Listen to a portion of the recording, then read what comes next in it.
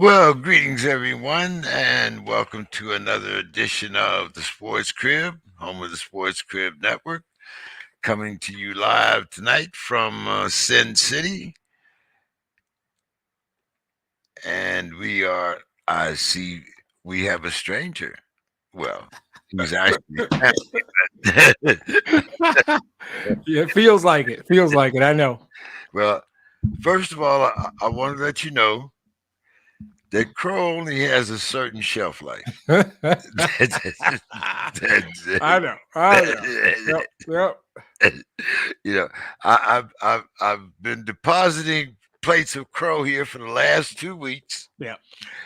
You know, fortunately, I haven't had to partake because you weren't here. Some hot sauce. If you got the hot sauce, you grab a fork and the hot sauce. Actually, last week I had to grab the ghost peppers because I was, Wow. oh man, I was like, I really got burned last week. So, Yeah. what can I say? Yeah, we have had an exciting week in sports, though, haven't we? Oh my goodness! Wow. Hey, we've had actually a couple of exciting weeks, Yeah. and I was, sad that you weren't here to partake of some of these sessions that we've had. But Mike's been here. Hopefully, he'll be back tonight. I got in touch with Mike him doesn't early. want this smoke tonight. His coach is out there acting crazy. Mike doesn't want this smoke tonight. Well, Mike is and Bill are both supposed to be here. Don said he'll get here after the basketball, of course, but we've only got a few basketball questions anyway. Yeah. A couple of things that I just wanted to go over kind of quickly. But I must say, I have been impressed by your Pistons. Yeah. Especially on the fantasy line. So you have Cade and Sadiq, if I'm not mistaken. Yes. Oh, yeah. You're gonna be fine. Sadiq gets buckets. You're gonna be fine. And just think, we've got 3 guys in the futures game, right? And one of you guys has been playing Grant, right? And by a lot of people's account, our best player, certainly our best scorer right now. And we're gonna probably move him in the next week, though, for assets of some kind. But we get healthy cap wise this offseason. I could do a whole podcast on what the Pistons are going to be. I'm excited. Like you, I'm excited. They got a young core that's pretty sweet. And that front office. Yep. Yeah. That guy's got an Executive of the Year award waiting for him somewhere. Troy Weaver knows what he's doing. Now, I've made no bones about Chauncey. And how I feel about Chauncey. I wasn't overly enthusiastic about him taking the Portland job, only because I wasn't sure how him and Dame personalities would connect here. So I was a little worried about that. But he actually came out this week, and he was talking about the NBA hiring practices, and how he thought that they were far and beyond that which the NFL offers, and he was not happy with the Rooney Rule at all. Which we've seen in many cases. But what did you think of Chauncey's remarks? So Chauncey's my guy, right?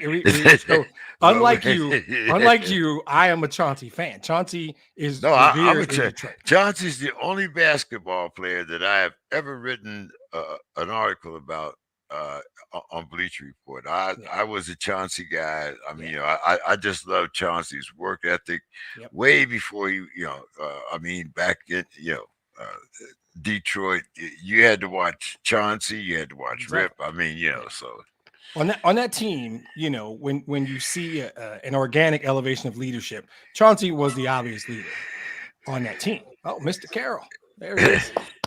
Good to see you, my friend. Yeah, I was just in the chat, just celebrating your return.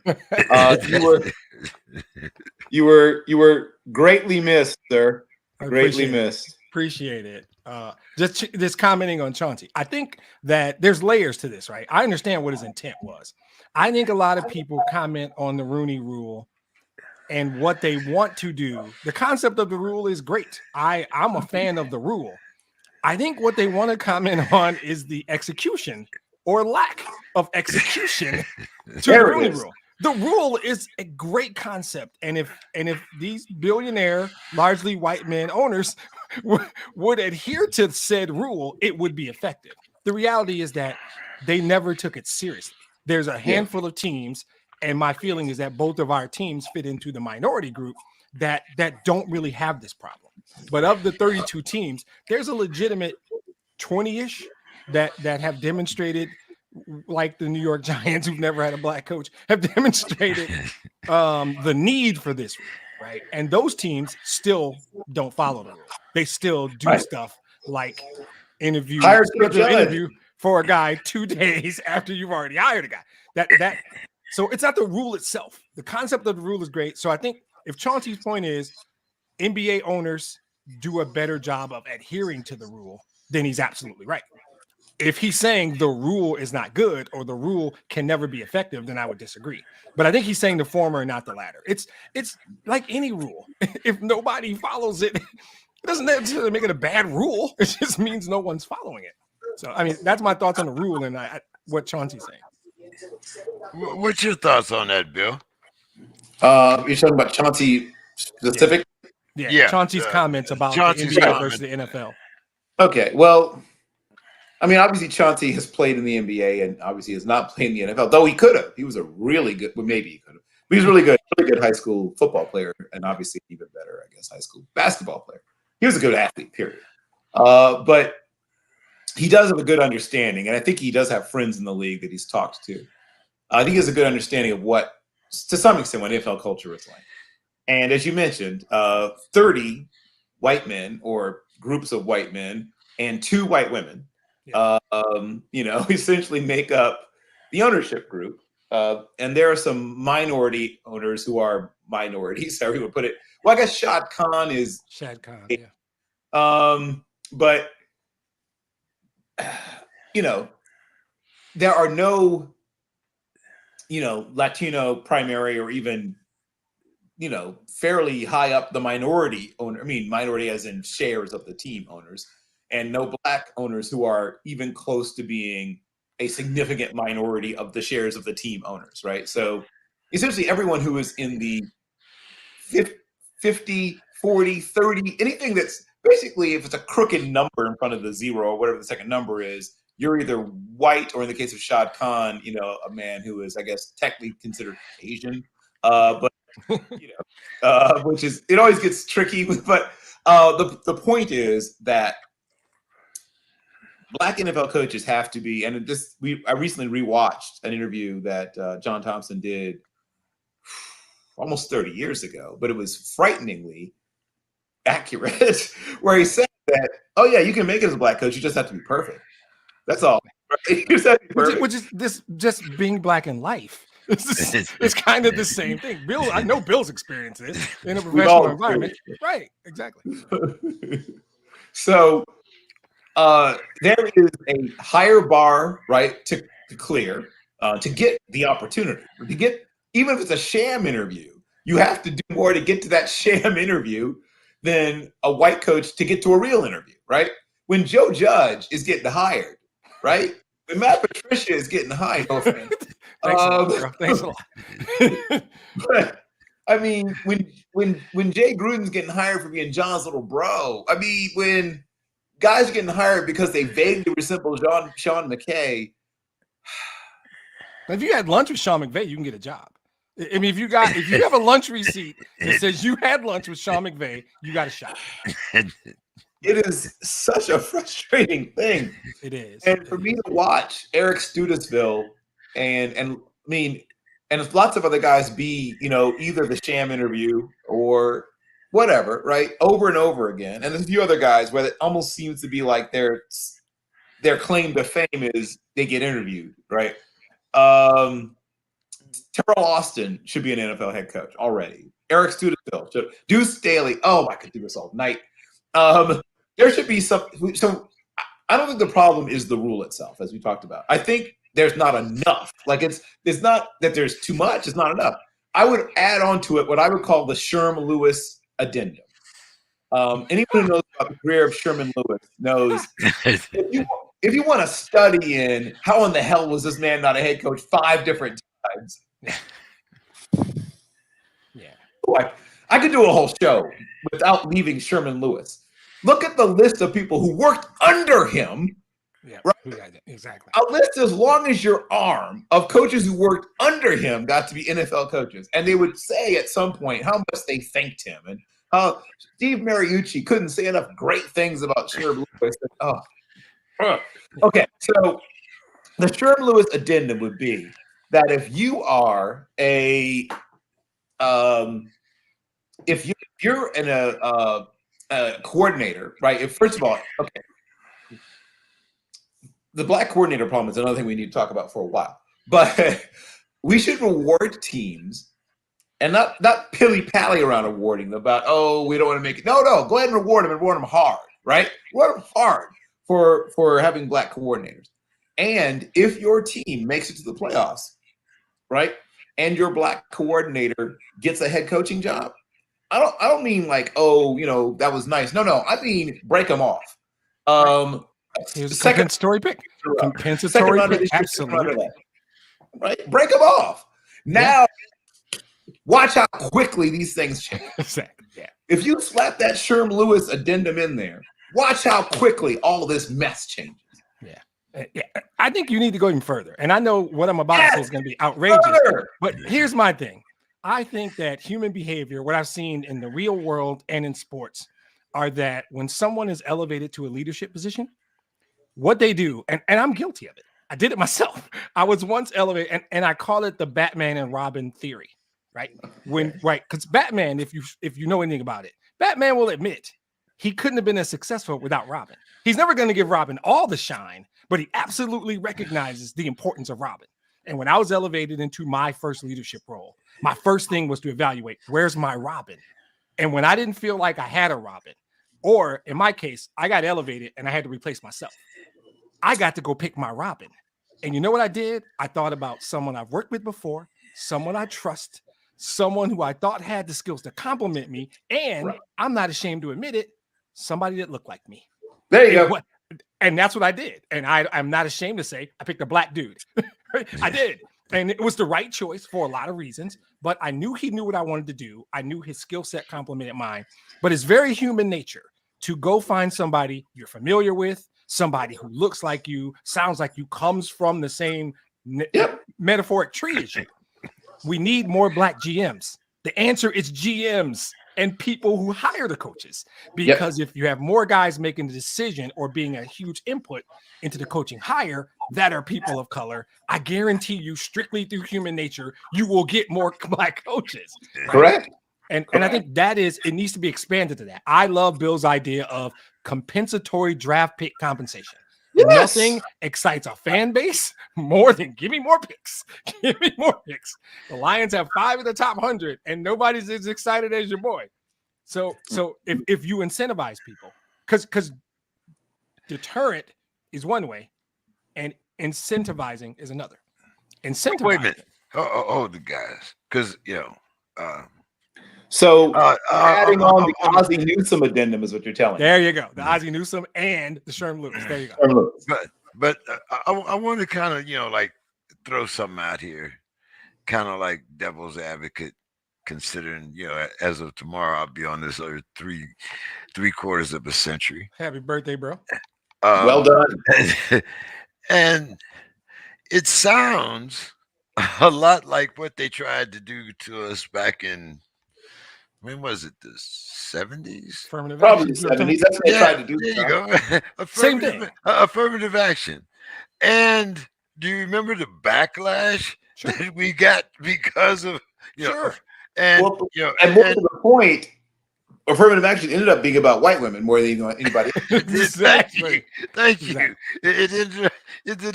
Once again, we ended up being on the outside looking in. But again, that goes back to execution, though. The intent of affirmative action was from a good place. But they just found a way to work around it, Right, and it's the same thing that's happening right now with the Rooney Rule. That's a great application of that theory. Yep. And I think if you don't have strong enough deterrence or incentivizing, people will find it. White billionaires, you build companies like Home Depot and whatnot, they're going to find a way. I'm just, what happens when we find ourselves with 8 white women head coaches? Well, you know what? I'm fine. As a fan of one of the 2 teams that's owned by a white female, I'm fine. We're getting paintbrushed in it. I'll save it for my final thoughts. I'm going to defend my team in my final thoughts. Yeah. Guys, there's another, of course, thing on the table. Mr. Simmons, another talk of a trade. And I thought of this trade before, and I thought it was kind of viable when you really look at it. It's not like either one of these guys have ever seen a training table that they didn't like. A roll of tape, right? Ice pack. Right, but Simmons for Bradley Beal. What do you think, Bill? Yeah, I like Bill. If I'm the team that has Bradley Beal, I'm hanging up the phone so hard. I may. But I can't say it's impossible. I'm not going to say it's impossible that happens. But yeah, if I'm the team that has Bradley Beal, I'm not. No, I'm hanging up so hard. I hate to be lazy on this one, but I have a friend named Bill Carroll who once told me one very important skill you need to have when you play the game of basketball, right? You need to be able to shoot the basketball. You need to be willing to shoot and able. Willing first, able second. I'm still trying to understand who is clamoring to have Ben Simmons on their team when he can. His contract, because that game is about the cap. You have to understand that his contract is huge. Pay a guy who can't shoot. He's going to handle the ball a lot, and he can't shoot. Guys, he just can't shoot. I can't get around that. Every Ben Simmons conversation, I'm going to say the same thing. The kid can't shoot the basketball, and I don't know how to get around that. How do you compensate? Oh, he's a really good defender. Okay, but as I can get that for less. Right? There are guys who can defend. And as my favorite player once said in a commercial, with Bill's favorite player, World Be Flat, he gets buckets. Bill Russell is about getting buckets, right? He can't get buckets. He can't get buckets. He needs someone more else to the point. He doesn't particularly want to. And he doesn't seem to care about getting buckets. Yeah, I can't have a real conversation about a Ben Simmons trade because I don't have a real value on Ben Simmons because he can't do the thing that on page 1 of the Bill Carroll How to Play Basketball handbook, the number 1 thing, the first line says you need to be able to shoot the ball. And he can't shoot. So I don't know how to get around that. How do you get around? How are you the Washington Wizards and you're going to give up Bradley Beal, who can do one thing really, really well? I know of. Get buckets, and you're going to trade him for Ben Simmons? I got nothing against Ben, and I'm more offended that he's unwilling, based on what he makes, to get better. Because even guys I don't like, if you look at guys who prospered in this league, what they did, they would say stuff like, in the summer, I'm going to work on one skill and get better. And if you do that 5-6 years in a row, you have a pretty well-rounded game. Yep. This kid doesn't work on his jump shot. He doesn't even want to. The Ben Simmons thing fascinates me. I don't get it. He can't shoot. I mean, when Magic Johnson entered the league, he wasn't a great shooter. He was a slightly below average shooter. And guess what? He got better. He got better. He got pretty good. Practice shooting. He practiced shooting. And he wanted to be good at it. That's the thing. Magic Johnson always wanted to be LeBron James. Feel however you feel about LeBron James. He was always working to get better. Even now, if he's not hurt, he was not a defender when he first entered the league. Right, exactly. an okay shooter, but nothing special when he entered the league. He got better at everything. He got better at everything. And I don't think this kid wants to be a better shooter. That would be I'm hanging up the phone like Bill said. And that's not even a statement of I love Bradley Beal. There's flaws in his game, although I like him much better than Ben Simmons. I'm hanging up the phone if I get that call. I'm not taking that call from the Wizards. I don't know who's spreading that rumor. Yeah. Robert Horry made it a living as a sixth man because he could shoot. Robert Horry could shoot from half court. Right? He could shoot. Robert Horry is still mad that he played a little bit too early. If Robert Horry comes up a little bit later, yep. He's not. He might have still been a sixth man, but he would have had commercials. We're talking about him entirely differently because we've embraced dudes that do nothing but chuck it up from wherever. In a way, we didn't embrace them in his era. Yeah, no. And Robert Horry has a 2005 championship trophy that's supposed to be in Detroit, Michigan right now. And Robert Horry is somewhere caressing that thing. I'm still mad about that. Why did Rasheed leave him open? I don't know. That's another podcast. Guys, I was actually watching this game Tuesday night, and of course out here West Coast, we get Denver, Phoenix, we get all of those. Yep. And I was looking at Phoenix very seriously, looking at from last year. And this week, Tuesday, they beat the Nets for their 11th in a row. And although it was only a 10-point game, it certainly seemed a lot more than that. Yeah.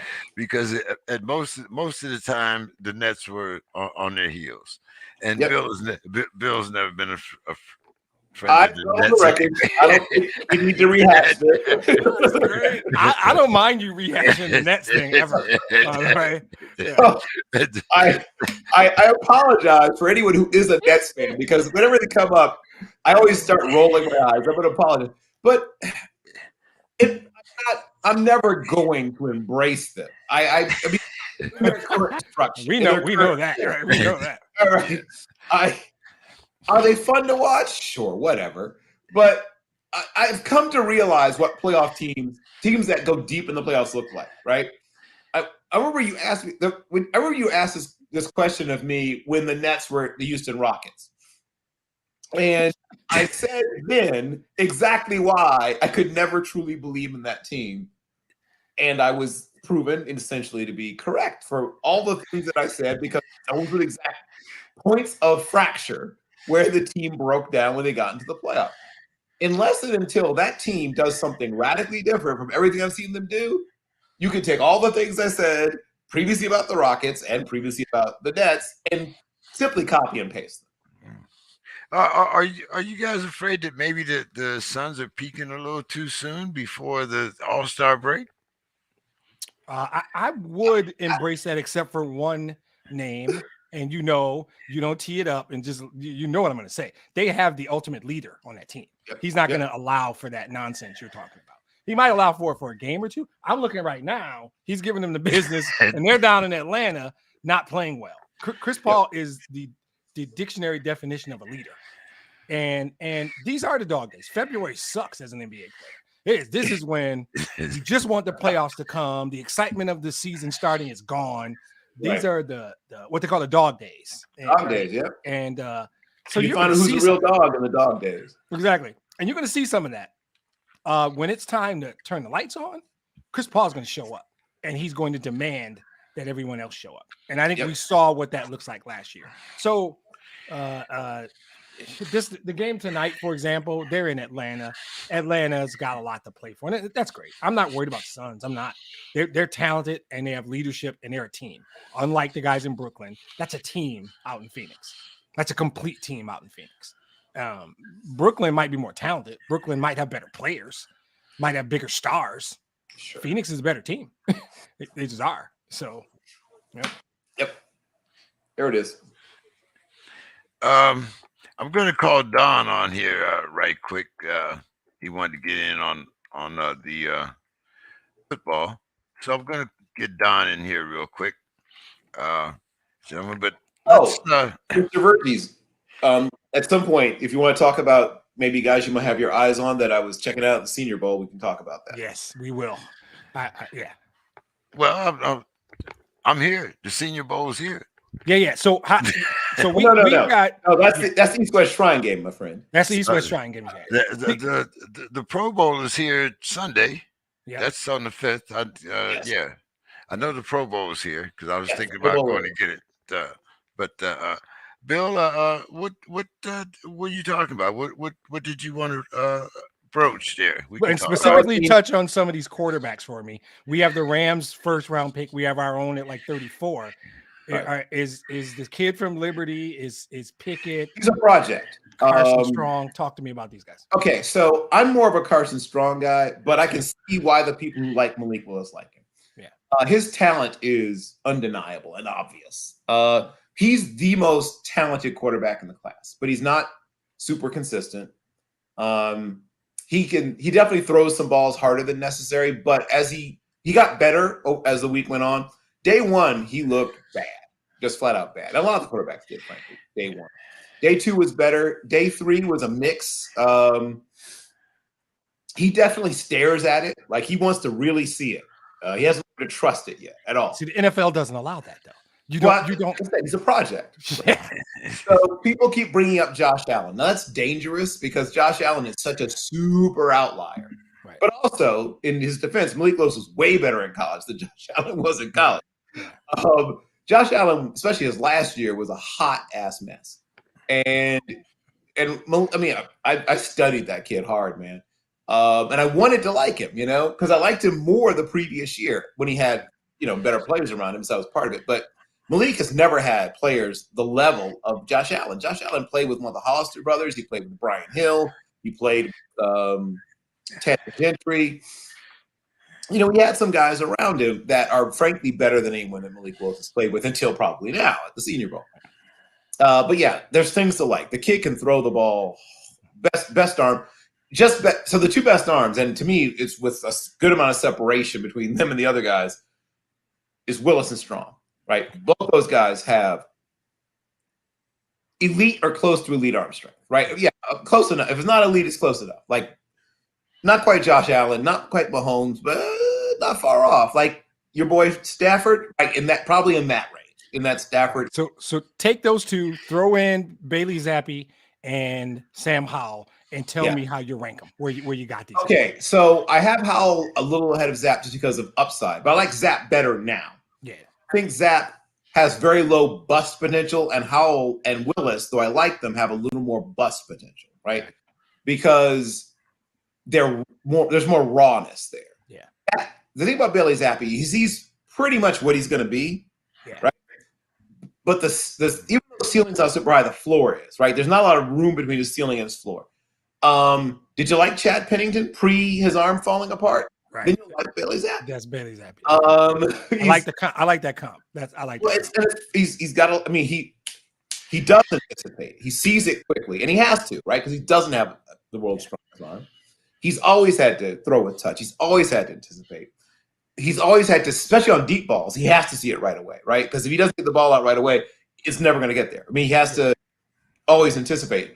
So that's the good news. Is it's this up here. He doesn't have, like I said, under all the stuff middle of the field, he's solid. All the stuff short and intermediate, he's solid. Deep outside the numbers, you can sort of see the ball starting to cough a little bit towards the end. It gets there, but it just gets there. Receivers sometimes has to chop their strides or kind of lean back or things like that. Yeah. But he's a guy I would take if I were looking for. He's going to be I think he's going to be a high level backup for years. But he also, if your system is mostly about rhythm and working the middle of the field, and you don't throw a lot of deep fades, you don't throw a lot of go balls, he could be a starter in the right system. But he's always going to be a guy that's just enough. And if something happens, like with Pennington, where he gets hurt or whatever, that just enough can now be cut down to not quite enough. Not quite enough, yeah. Bill, talk to me about a couple of left tackles from linemen there. There's two guys that I would take in the first that are here, and neither of them is a Power 5 guy, which I love because I always love the smaller school guys. Bernard Ryman, Central Michigan, and Trevor Penning from UNI are, to me, the class of the tackles. There's also some guys who I think will eventually become NFL starters, though they might be, not ready to go day one, like Max Mitchell from Louisiana, and I can see him in my mind. Give me a second, I'll remember the other one. But I would say that the two at the top, the guys I would take in the top 32 picks are the two guys I just named. The others are guys I would take in the top 50. There's a couple of guys I've taken the top, and then there's some guys who are in the 100 to like 125-ish range that may start on the right side or may just have to stay on the right side. And there's nothing wrong with being, especially nowadays, there's nothing wrong with being, the right tackles get paid nowadays. What's his name? He's a powerhouse, but he's not super athletic. Is definitely a right tackle. Oh my gosh. Oh, super long arms. Give me a second. It'll come back to me. The kid from Alabama? Or no, he's left, right? No, he's not there. I'll tell you in a second. It'll come back to me. It's coming. You. I can see him right now in my mind. What about some corners? Is this a weak field? Oh, there's a bunch of corners. This is a really good corner class. I really like this corner class. Really, really, really. Oh, and I have to mention Falele. Now, Falele is an absolute giant. 6'8 1/4, 387, but he struggled with certain people, right? Oh, really? Okay. Kennard's a right tackle, but I think he protects the guard. The kid, he's a very solid technician. The kid from Kentucky is another. He's I see him kicking inside. And then Zion Johnson's probably a guard too. In fact, he's definitely a guard too. What am I talking about? He's a guard. He can play center too. He can play both guard and center. But your question, corners. There's some really good corners. Jalen Petrie can play any position in the defense. He can play strong safety, free safety, slot, corner. He's special. And he's only been, I think he's going to be great. There's a couple of small school kids I'm a huge fan of. Joshua Williams from Fayetteville State is a kid that he's raw, but my gosh, he goes to the right place, gets good coaching, he could be an absolute star. And then Tariq Woolen from UTSA. Woo! People are excited about him now, but when they're going to really excited is when he goes to the combine. He's a very big corner, 6'3 3/4, 203 pounds, but he's going to be fat. Oh my God, this kid is a freak. He's probably going to put up a 39 to 41-inch vert, 10-7 and up, maybe broad. He's going to have a fast 3-cone for a guy his size, probably a fast shuttle for a guy his size, but the 40 is going to make people like double check their stopwatches. I will not be surprised at all if he's somewhere in the 4th. So he's special. A lot of the corners looked good. I was a fan of a bunch of them. How many corners do you want to discuss? Because about 5 or 6 I think are definitely going to play at the next level for many years. I'll tell you. Give me your top 4. Okay, I can do that. So the corners that were at Mobile that I really, really like, I mentioned a couple of them already. Like I think Tariq Woolen is right there amongst the guys who I think has a chance to be an absolute star, especially if he goes to a system where they really understand his strengths, basically, for lack of a way to put it. Other guys that I think have a definite shot to be really good. Oh, McCreary, right? Some people are worried about his arm length. It gets a little over whatevered. I think they're a little too concerned about that. But he's strong, smart, can do everything well. Showed he could play off. Showed he could play, bump and run. Press. He wasn't uncomfortable in zone, but I think he's better in man. At least at this point in his development, better in man than zone. Let's see who else was really good. Caleb Evans from Missouri by way of Tulsa, right? The Tulsa transfer. He had a pretty good week. In fact, yeah. So if you're talking about just top 4, then Caleb Evans, Roger McCreary, Tariq Woolen, and I guess I'd put Kobe Bryant over Williams. I like Williams. He's a real he's going to take a while. Kobe Bryant might be able to come out right away and be a starter. Those are my top 4. Excellent. Don Hayes, have you had a chance to check out Tariq Woolen from UTSA? What was that? Have you checked out the kid from UTSA, the corner from UTSA? Oh, yeah, defensive back. Yeah, he's a real deal. Oh, yeah, he is. He's good. I just I was every time we had a kid from UTSA, you always kind of wonder if someone will take that chance on him. I know Marcus Davenport paid off real well, but yeah, he's legit. And just like Davenport, he's a physical freak. If you got size and athleticism, Yeah, they don't care if you went to a small school. Well, UTSA is not a small school. I mean, they have 30,000. Dominic Rogers-Cromartie was 7th overall from Tennessee State. I mean, like what? But like they evaluate competition, right? Who they played against, maybe. But I think UTSA was top 15 team for the bulk of the year. So I don't know why he wouldn't get a look like anywhere else. I mean, I watched them in person beat University of Illinois. So they're a pretty good program, and they had some really good players. I think the best pro prospect on the team is probably Tariq Woolen. Though I like Sincere McCormick a lot as well. Yeah, I think Simmons McCormick's going to find himself a spot on the NFL team somewhere. Mm-hmm. He'll probably be about a 5th or 6th round draft choice, but I think he's going to be. I've seen him play since high school. And I was like, why is he on UTSA? Why isn't he at A&M or Texas or Baylor? And he didn't get that kind of interest from them. It sounds like A&M didn't get an NIL deal, so he can't go to A&M. Sorry, different topic. Different.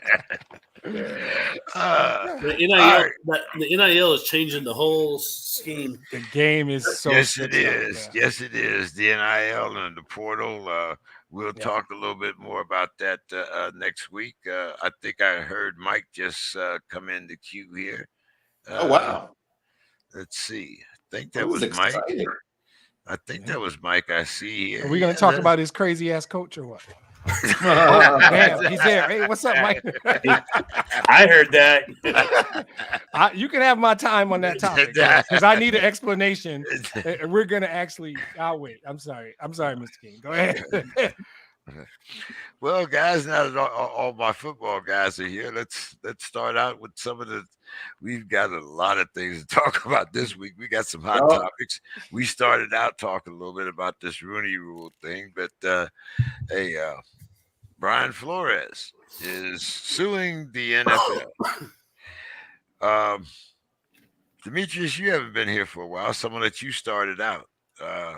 What do you think about the Flores lawsuit? And well, give me your thoughts here on what's going on. I mean, I think we were all kind of scratching our heads when the Dolphins fired Flores. Then, of course, some of the other, some of the things behind the scenes came out, such as Herbert and a few other things. But what's your thoughts here, Demetrius? Yeah. So for me, this thing is like super layered. And I remember I and Mike talking about this, and we agreed there's more to this story.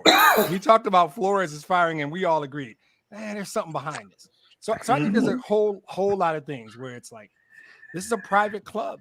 These guys are running a business. You're trying to tell. Well, my first thought is let's not like paintbrush all 32 owners. I don't think it applies to all 32 owners. Some of that is because I don't think my team should be painted with this brush. but there is a degree of you're trying to sort of legislate morality. And you're trying to tell these men who perceive themselves as self-made. Whether that's true or not, I don't know. But that's how they perceive themselves. And here is people like us on the SPORTSKRIB or somebody on the 4-letter trying to tell them how to run their business. Right. Good luck with that. I'm not even trying to do that. I'm going to applaud Brian Flores for doing something courageous, because my ultimate idol outside of my parents is the guy over my shoulder who I think demonstrated courage requires sacrifice. You got to give something up. Brian Flores may never get an NFL job again. And if you understand that, then you really have to think about what he's doing right now is a lot of things. Bold, maybe courageous is definitely one of them. And that's the thing that strikes me is this guy is essentially taking a flamethrower to his NFL coaching career because he thinks this is that bad and needs to be addressed. The challenge is simple. You're trying to change minds, and that has never been an easy thing to do. So I think the lawsuit is courageous. It's bold. I'm going to be honest, not because I'm a cynic, because by nature I'm not. It's not going to work. It's not going to work, and that's unfortunate. But it's also true because these guys. This is a club. This is a literal boys' club. Like Sheila Ford Hamp and Bill will tell me who the other female is because I don't remember. Amy Strunk, Amy Adams Strunk. Okay, the Texans. Yeah, no, not the Texans. No. The Titans. Tied. Oilers, right? So outside of those two ladies, this is like 30 old white billionaire men. No disrespect, guys, because you guys are my guys. And whatever you consider Shad Khan, and Shad Khan, right? These guys have never had anybody tell them what to do, whether they founded Home Depot or some investment company or some oil company or whatever the hell Jerry Jones does. I don't know. Don can tell us. They have always been the boss. And so now you are trying to do a degree of legislating morality, and that's never worked anywhere ever, and it's not going to work here. It'll get a lot of attention, and then the draft will roll around, and I'll stop giving a damn because we got 5 of the top 100 picks, and I don't know if I care that much. And I don't think we're one of those teams. We got a black GM, and we had a black coach 5 years ago. We're not one of the teams in question here. So I don't know what the answer is. I think it's a bold, courageous move by Brian Flores. He needs other coaches that are not black to step up and have his back. He needs white coaches to step up and tell stories. White coaches to step up and say this is wrong, because Mike Tomlin can only carry this shit for so long, right? Right? I don't know. There's so much to it. I don't want to take all the time. For me, it's interesting. It might be futile. I think there's a degree of courageousness to it. And ultimately, I'm the problem because I don't think it applies to the Lions. And we got 5 of the top 100 picks, and I don't know that I'm going to give a damn in 6 weeks. Don, what's your thoughts on the Brian Flores lawsuit? Well, it's almost comedy the way it came about. My understanding is that Belichick. It's so great. It's so great. Belichick was sending another coach a congratulations for getting the job, but he sent it to Flores instead. And like when think of Belichick, you think this guy that's just focused on football has no life skills. Yes. No technological. It's the ultimate William Steven thing to do. It really is, right? The rest of us are sending emails and texting, and he's still licking envelopes and This thing will work. Dable. With that said, and I might get some flack for this, but the Rooney Rule has a lot of good intentions. I mean, it's in place for a reason. But any corporation, school, I've worked in schools whenever a position comes open, 99% of the time they already have who they want in there before they interview. By law, I know to replace a principal in Texas, high school principal, you have to have 5 applicants. But the superintendent already knows who he wants. Same with football coaches. Yeah. So, it's a shitty thing that happened to Flores, but he's not the only one who probably got shafted. You know what I'm saying? I mean, a lot of other guys got passed over too. So, good luck with the lawsuit. I think Brian Flores and Eric Bieniemy are 2 black coaches who should be head coaches, but I think time will tell. Bill, you get no flack, Don. You nailed it. It's the same thing we all said. You're absolutely right. There's no flack. What's your thoughts, Bill, before we get to Mike? Oh, boy. So, as I mentioned previously, I've been looking at this thing for years. And I remember it's funny because people like to say, you know, Tony Dungy won a Super Bowl, everything's fine, whatever. I mean, it's, you know what I mean? Like, it's over. You know, it's like, you've had a black president, a black coach won the Super Bowl. You know, it's all, we did it. We beat racism. I mean, the things that you see and hear out there, man. Whew. So the real choke, you know, the real throttle, and you talked about GMs, and that's it, right? That's one of the points. And the other one, of course, is the coordinator level, particularly the offensive coordinator level. It's not impossible to become a black defensive coordinator in the NFL. It's almost impossible to become a black offensive coordinator in the NFL. And once we can get to the point where, for whatever reason, people are able to see black coaches as offensive coordinators, right? Then this whole thing will begin to change. And when I think of all the really smart black players who have been great offensive players who had the mind, you can't tell me that Larry Fitzgerald, if he wanted to, couldn't be an offensive coordinator. Like, I will never believe that. There's no amount of whatever you want to say to me that will not me believe that that guy couldn't be a absolute aces as an offensive coordinator. There have been several others, you know, and it's such a challenge. You have to pass through so many filters, and they're so fine when you're a black head coach to become an offensive coordinator. And I mean, Terry Robisky, right, was one of the top wide receiver coaches in the NFL for 2+ decades, right? I mean, it's crazy to me how hard it is for black coaches to become offensive coordinators. And so because of that, the Deuce Staley's and Eric Studesville, and I mean, I could do this all night, but I won't, end up being siloed into position coaching. And sometimes, like Jonathan Hayes and so many others, can't get out of it. And spend decades being, people talk about what a great position coach they are. Oh my God, that guy's amazing at coaching wide receivers. The late, great Darryl Drake, who, when we think about all those great Steelers receivers, none of whom were first rounders, right? The closest to a first rounder was Mike Wallace. He was probably one of the least successful. Well, okay, Lima Swede was a first rounder. He was a total bust. But all those ones that became good, you know, were mostly thirds on down. And Darryl Drake did this amazing job of coaching them, but you never heard anyone talk about promoting them. So it's just, that's the real issue, is that people get very comfortable keeping black coaches as position coaches and not moving them up.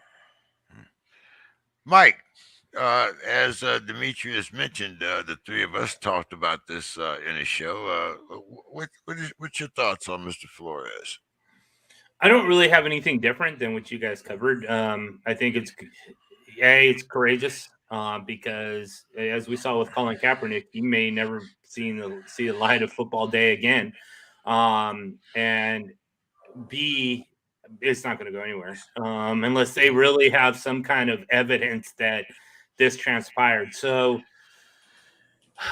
I mean, I hope that it turns out positive, regardless on if there is racism and he exposes it, or B, that he sort of shakes the tree and says, hey, we need to move in this direction. So regardless of what turns out, I hope it's positive because as we've talked for the last couple of weeks, there's no way in the world that this ratio should exist among head coaches and the coaching tree and the organization disparity ratio. It's ridiculous. So I just hope that it turns out to be a good direction. And I hope that this doesn't become a detriment to his career because he is a great head coach and teams, the NFL needs him. I mean, not only because he is black, but because he is, one of the best coaches in the NFL. Yeah. How big a statement would it be, guys? Indulge me a little bit. If one of these owners hires him, like right now, like even with a loss. And I know it's a pipe dream, but think about the statement that would make. But right? but hold on now. Can he be hired while he's still Yes, of course. No, there's nothing that would prevent him from being hired. You can sign a couple of documents, a lawsuit goes away, but I don't think he would do that. But I'm saying even with the lawsuit in place, if one of these guys, and we all know that group of owners has a smaller group of about 7 or 8 that really drive their decisions. Jerry's on that board. There's some guy, Irsay might be on that board, right? There's a small group of these guys that drive them. If one of those dudes were to step up and say, that's a damn good coach, stand at the podium and say, 1, he's a damn good coach. 2, he's right. We need to fix this. So I'm hiring him as my head coach because number 3, he's a damn good coach. No. What a statement that would be. No, I think maybe I'm not sure what strain that is that you're smoking right now. No, I know it's a pipe dream. Yeah, I didn't think it was a pipe dream. No, but I think we all realize this is probably not going to happen. But no, I agree with you. The first thing that would have to happen, we'll hire you, but you have to drop your lawsuit.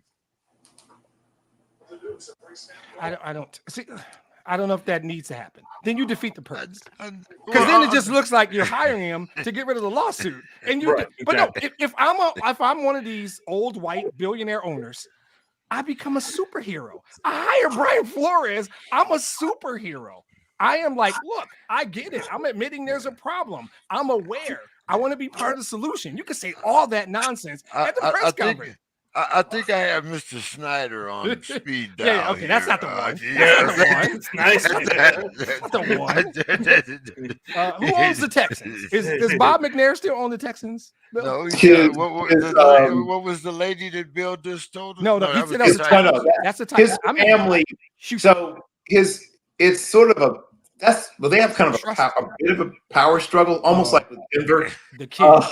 Not quite as bad as Denver. It's not as bad as Denver, but yeah, it's split between his children. Yeah. Cal is sort of the person or whatever. But it's split evenly. Ownership split evenly between his surviving children. But the person I think would be the most likely to do it, but he just hired a coach a couple years ago, would probably be David Tepper. He's one of the more forward-thinking, younger owners in the NFL. Carolina, right? He apparently is quite smitten with Matt Rule, so I don't think I think Matt Rule, unless they have a really truly awful season this year, is in any danger. So I mean, there's a pretty good chance he'll never ever coach in the league again. I mean, that's most likely. Yeah, I think that's the most likely scenario. That's unfortunate. That's unfortunate. Yeah, very very unfortunate. But guys, I guess I have to apologize to the Clowns organization because I just thought they were bad. I didn't know that they were actually getting paid to lose. I mean, So Hugh Jackson said that the Clowns were actually incentivizing losing. Now, do you think that this practice rises to the level of losing multiple draft picks? I mean, look at what we did to TB12 about, deflating footballs. I mean, so if you're losing on purpose, do you think that it's only right that you should lose multiple draft picks? I think it's more than that. If it can be proven that Haslam and his, others involved did indeed do this and were essentially fixing games. I mean, it's not just the thing when you take away draft picks. In fact, I think it's the thing when you take away a team. If you want to know the real answer, right? This rises to the level of where you would say, hey, you can't be an NFL owner anymore. You are going to have to sell this team. That's what that would be. If it's been proven that he's implicated in essentially fixing games, you got to go. See, I didn't see it that way, and so I'm about to be the minority unicorn, devil's advocate, whatever you want to call it. I don't have a problem with that. If this was a strategy, and my understanding was that it was a multi-year strategy, his problem is he's got to sell it to his fans. If I'm a player, I'm never going to play for that guy. So he's going to pay anyway. No good player is going to sign with them after hearing this because these guys work too hard their whole lives to get here. They work too hard day in and day out to perform at their best, to have this dude in the background sabotaging their efforts. So he's going to pay in that way. The Browns are going to be bad for a while. Good luck trying to get a good free agent Good luck not overpaying for guys. All that's about to happen because you just been labeled. You just been tagged. But if you can sit down and say to me, we had a strategy. We were going to do the tanking thing for a couple of years to get draft choices to ultimately build a winner. Now, we sucked at it. We failed. It didn't work. Whole different conversation. I don't think you can take his team because he put together a poor business strategy. I don't. I think it's going to hurt anyway. What Hugh said is going to resonate with players and coaches, so much so that the Browns are going to pay for this for years. This is going to impact that organization for years. What do you think about that, Don?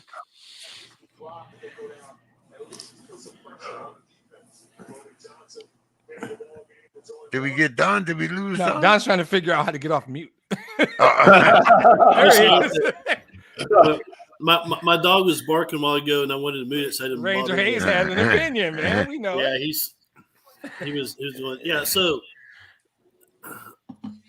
somewhere in Webster's dictionary, under incompetent, crazy, whatever, there's a picture of the Browns logo helmet or lack of logo.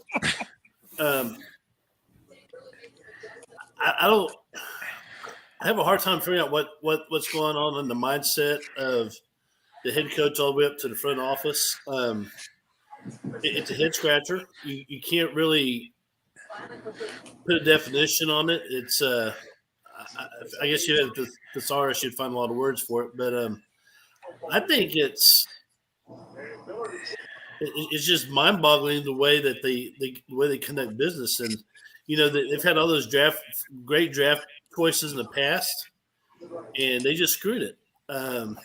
They got rid of Odell Beckham Jr.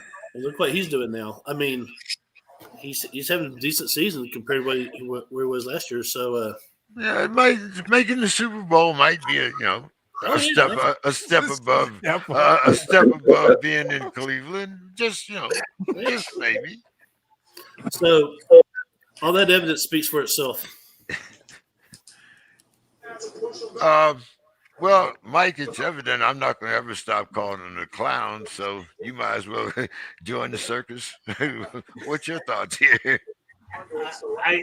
I don't know how true it is. I think a lot of it maybe has to do with the fact that he's trying to support Brian Flores. He's like, yeah, this happened to me too. But if it is true, and I'm not saying it's not, but if it is true, then I 100% agree that they should, at the very least, lose draft picks over it. We're talking severe draft picks, like first through 4 rounds, and then the following year you have second through 5 rounds, and just really penalize the team. The owner definitely is going to be either suspended or removed. That would be another step to take as well. So I think both things are going to happen. You're either going to see the owner being stepped down or removed or suspended for a year or whatever, and then multiple draft picks being taken away, because this is huge for any sport. Like, I mean, you don't lose on purpose, or you don't pay people to take a dive. It's something that we learned back in the 40s when boxers were going on and those kind of things, and the mafia was controlling the fighters. You can't have a fair game if this is what's going on. Yeah, I like Mike's strategy. Gut their draft picks. Don't even take the team. Just make sure they suck for a decade. Yeah, they're really bad. Yeah, exactly. Gut their draft choices for 3 years to make sure they're not good for at least a decade, and then make him keep that shitty team. Yeah. That's even better way to do it. Yeah, I mean, hey, anything you want to do to the clowns is okay with me. Move them out of town in the middle of the night. It's okay. But anyway, Mike rubs his beard. I know. I'm like thinking of the Mayflower and going, "Oh my God, man! Let's talk about trucks." Well, man, that was a crazy night. I tell you, waking up and seeing that they were gone, it's like, huh? What? But it was Cleveland. It was. I mean, it was priceless. Very true. That Mayflower image of that moving truck still brings to my memory. Yep. Hey, Don, Washington has a new name now. They're called the Commanders. The trouble is, though, they kept the same Commander Snyder. What's your thoughts on that, Don? In my head, I'm thinking, "Hail to the Commanders." This doesn't have the same ring to it. Don't have to come to the new song.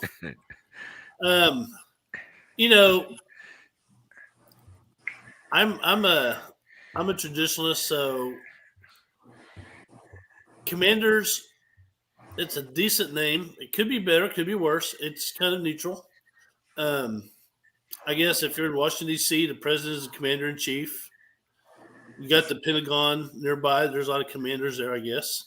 I think you got a naval yard in Baltimore, right? So there's commanders there. So, yeah, I guess it kind of fits. The Washington football team fit. I mean, but then go ahead. Well, that just sounded too much like soccer, to be honest. Okay.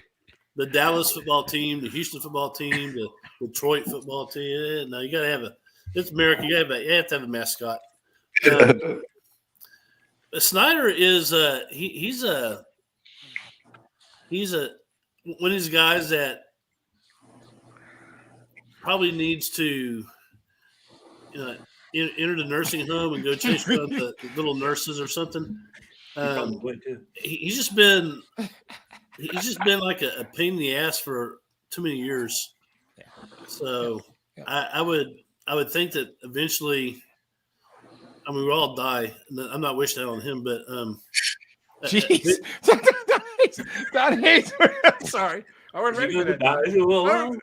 Don's not messing around tonight.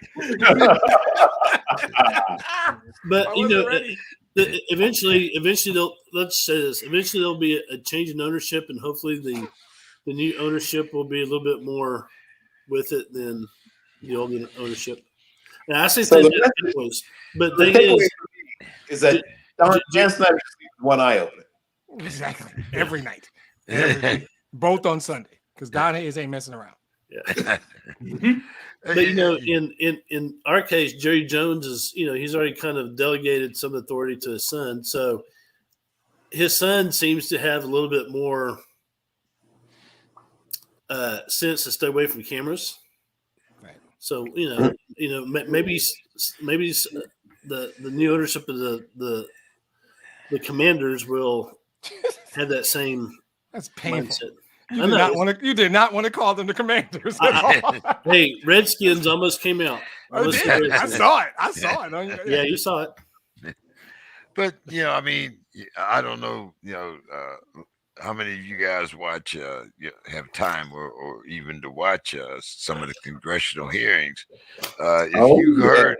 If you heard some of the things that were being said today in the committee hearings about the Washington football team and about the work environment, I mean,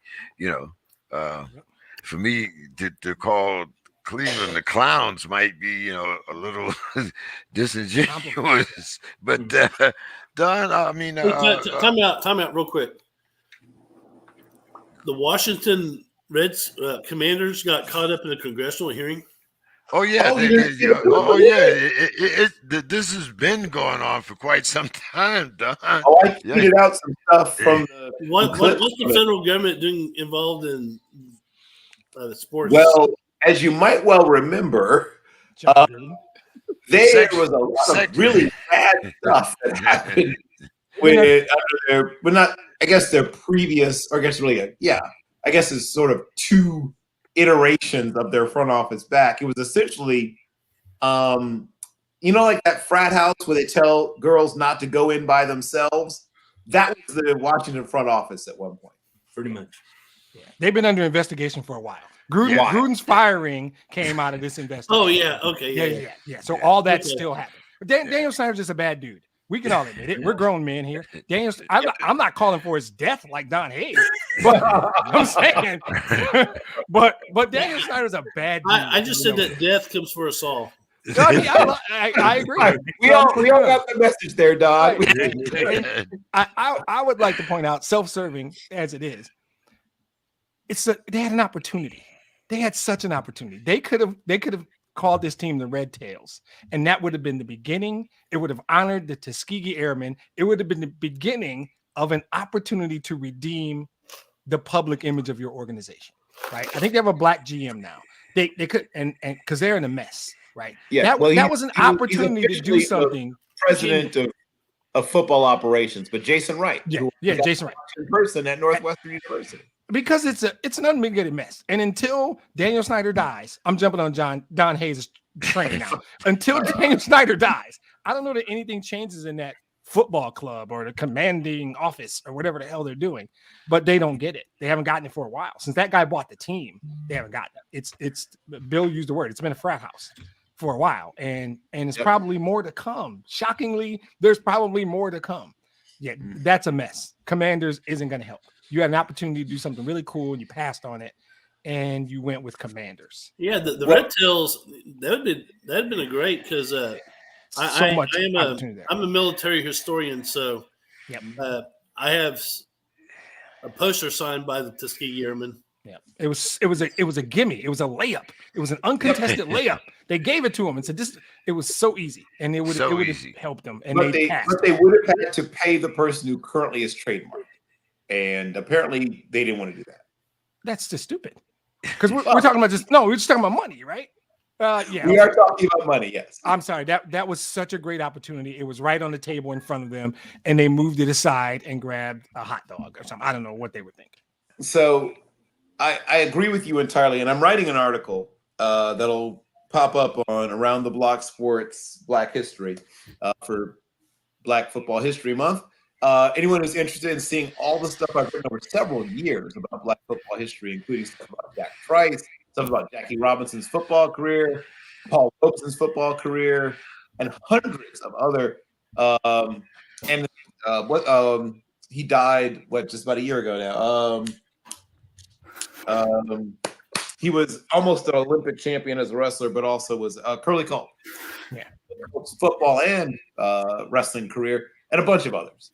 If you click on the Black Football History Month or Black Football History, I have stuff under both hashtags on Twitter. You'll see years worth of stuff I've written. But have you done one on Fritz Pollard? Oh, good God, years ago. I gotta check more that out. to the point, I have stuff about his teammate, both college and pro teammate, who you probably aren't familiar with, who is in the College Football Hall of Fame and in the Blues Hall of Fame. Work as a recording executive, right? He used to sometimes send white people, a white guy that he knew, to sign artists because they didn't believe there could be a black recording executive. But he was running a record company. And his name is John Mayo Inky Williams. And he was in the NFL for a little while. He also was a tremendous football player and track athlete at Dartmouth University. But I've written about hundreds and hundreds and hundreds. So if you click on it, you'll see what I'm talking. So if you follow me on Twitter, if you don't follow me, I don't care. Click on the links, hashtags, of Black Football History Month or Black Football History. You'll see. I've written about the first Black scholarship athlete at virtually every major university you can imagine. Jerome Brud Holland, who worked for in the Eisenhower White House and also was a terrific football player. Stuff about Jesse Jackson's football career. Stuff about Thurgood Marshall's football career. I was with you, Bill, until you mentioned Jesse Jackson. So now we got to get back on the question. Him as a football player. I don't think but I thought you were going to talk about his work in rewriting a dictionary, but that's another subject. Stuff is all about him as a player. But getting back to what we originally were discussing about the name change, I'm going to talk about, once again, their philosophy of not wanting to deal with people who already had, trademark things like Red Wolves and the Red Tails and some other stuff. I did some research to figure out things that were not trademarked, like somebody doesn't own the trademark to them, and they could have used that still would have been things that would have allowed them to pay tribute to things like the civil rights movement. One of them would be you can either go with the dream or the dreamers. People tend to like plurality in team names, so dreamers would probably be the more attractive one. And you could literally use a sort of stylized photograph, or not photograph, but a silhouette from the March on Washington, where you can sort of semi-famous thing where you've got Ralph David Abernathy here, and you've got MLK here, and, sort of looking down on the crowd. And if that's too much or too close to home or whatever, the other one I thought was the march, right? Which once again would sort of refer to the March on Washington. Now, once again, the problem is it's not plural. The marchers doesn't really work. Almost as bad as the commanders, but the march to me actually sounds kind of cool. And that would be, once again, maybe a little less representative. Like it'd be something a little more, maybe it would sort of be like a view from the looking, say, down from the Lincoln Memorial towards, like, you could just tell it was like a mass of people, not so much, I don't know. There's lots of things you could do. I'm not a graphic artist, as you can tell. But there's loads of other things you could have gone with. Like, we could do this all day. You could have had things that were tributes to Black veterans, right? So, including, to some of the all-Black units that fought in World War I or fought in the Civil War.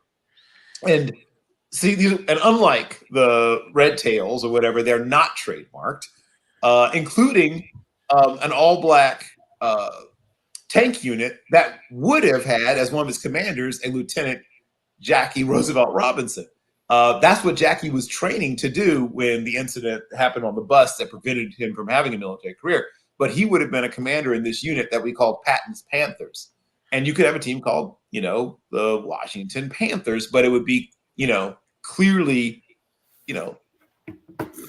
Panther logo. Now, some people might not like that association, but it predates the Black Panthers. And they got it from this tank unit. And you're a military historian, Don. You probably know the unit I'm talking about, right? Mm-hmm. Okay. So what most people don't know is that this Black Panther that they had as their unit logo later ended up in Mississippi, right? During Freedom Summer, there were people who had surviving members of this unit had gotten involved in the civil rights movement in Mississippi.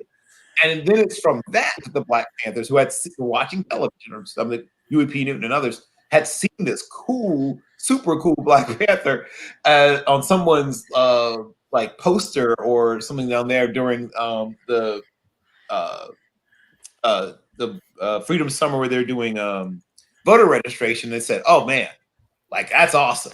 That's going to be us," right? So that's actually how the Black Panther Party ended up with the Black Panther as their logo. I think their bigger problem for that is the team in Charlotte. They wouldn't have been fine with them calling themselves the Panthers. Yeah, that might be a problem. That would have make it clear that it's a different.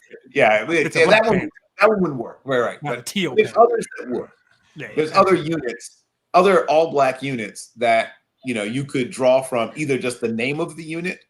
Now obviously, like calling it the Washington 54th might not inspire people, but there's like units that you could draw on, or even just the name of a person. Now I don't know if you could call them like Washington Robesons. No, not gonna work. No, that one wouldn't work. But there's some others that would. Washington Hillfighters. There you go. Right. Good luck Mike, with that logo. There you go. What's your thoughts on this, Mike? I do agree that there's millions and millions of possibilities to make a step forward to erasing the horrible past and trying to do better. So I think that is what should have probably transpired.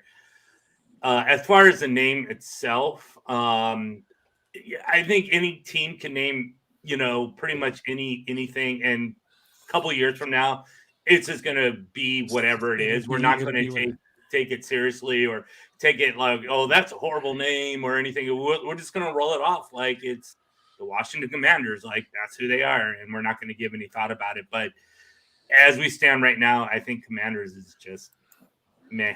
And I'm not a big fan of it. Don was right. It's not horrible, but it's certainly not great. It's just okay. It's just okay. yeah. I guess we'll go with that. Right. Like I said, you might as well have kept the Washington football team. It does. I mean, you know. I love the football team. I love that name. Mike, it seems your guy was not. I don't know what the hell. I don't know what to say. I mean, the trip to Minnesota was not quite I've too. been waiting all day for this, man. I've been waiting all day for this. I'm gonna listen, Mike. Go ahead. So, Mike, what was the deal here? I mean, was it that Minnesota wasn't offering enough money? I mean, what was the deal here, or was it just that Floyd that we were talking about, a couple of weeks ago? It's like that money that he left on the table. Maybe he wants it back.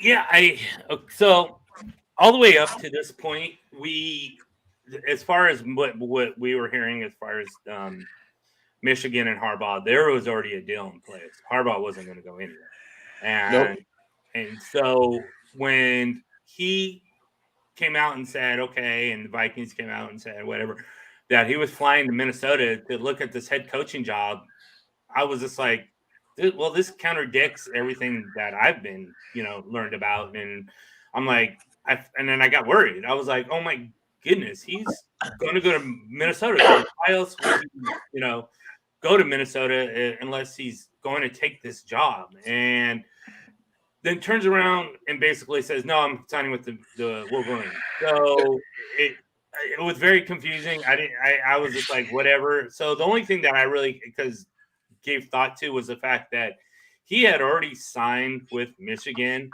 but agreed to going to Minnesota and taking an interview prior to thank you, Gracie.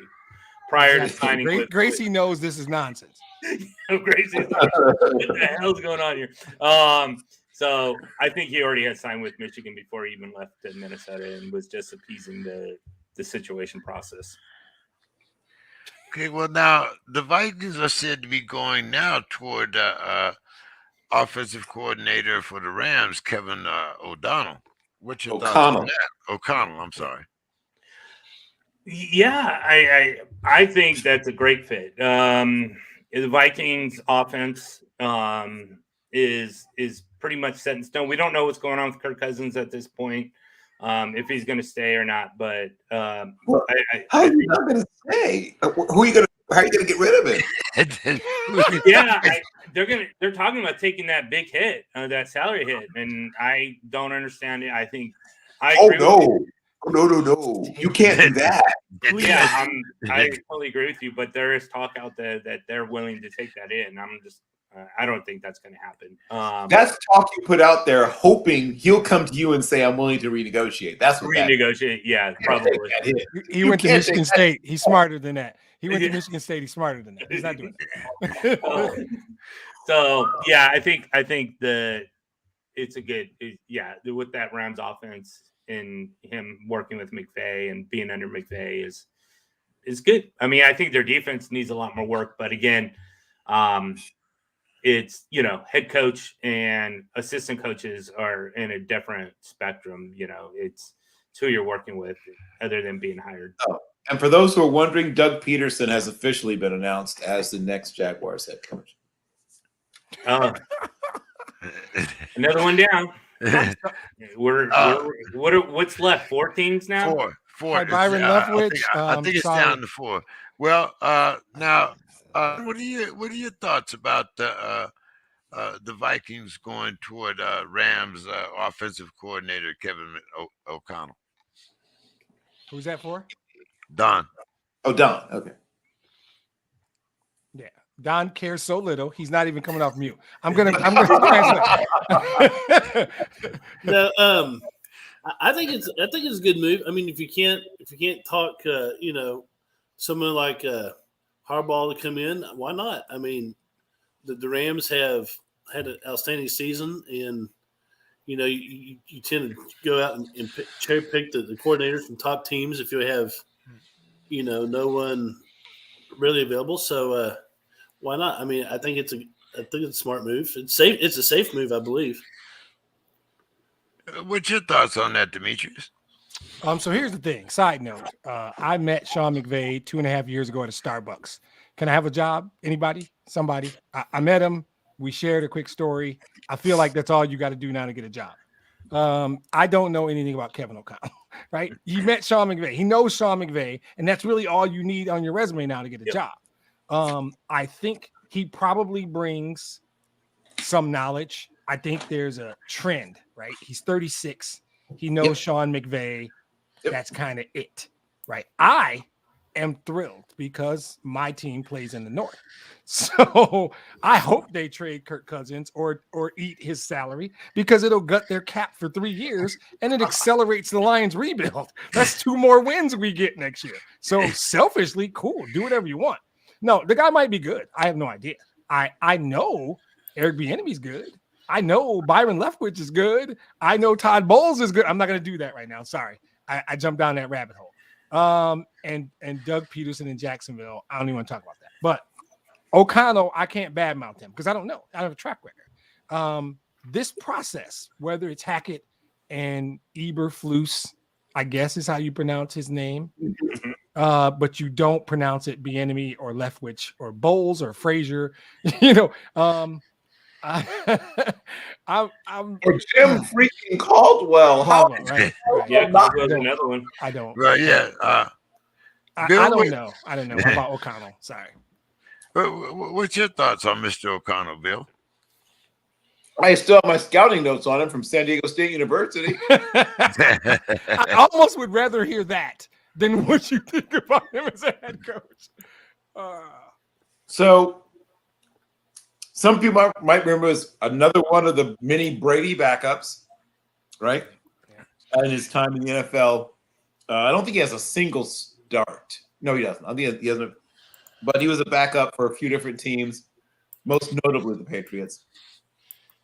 A lot of people have been talking about him as a coach on the rise for about 3 years or so. He got his first NFL coaching up at 29 or something crazy like that, I think.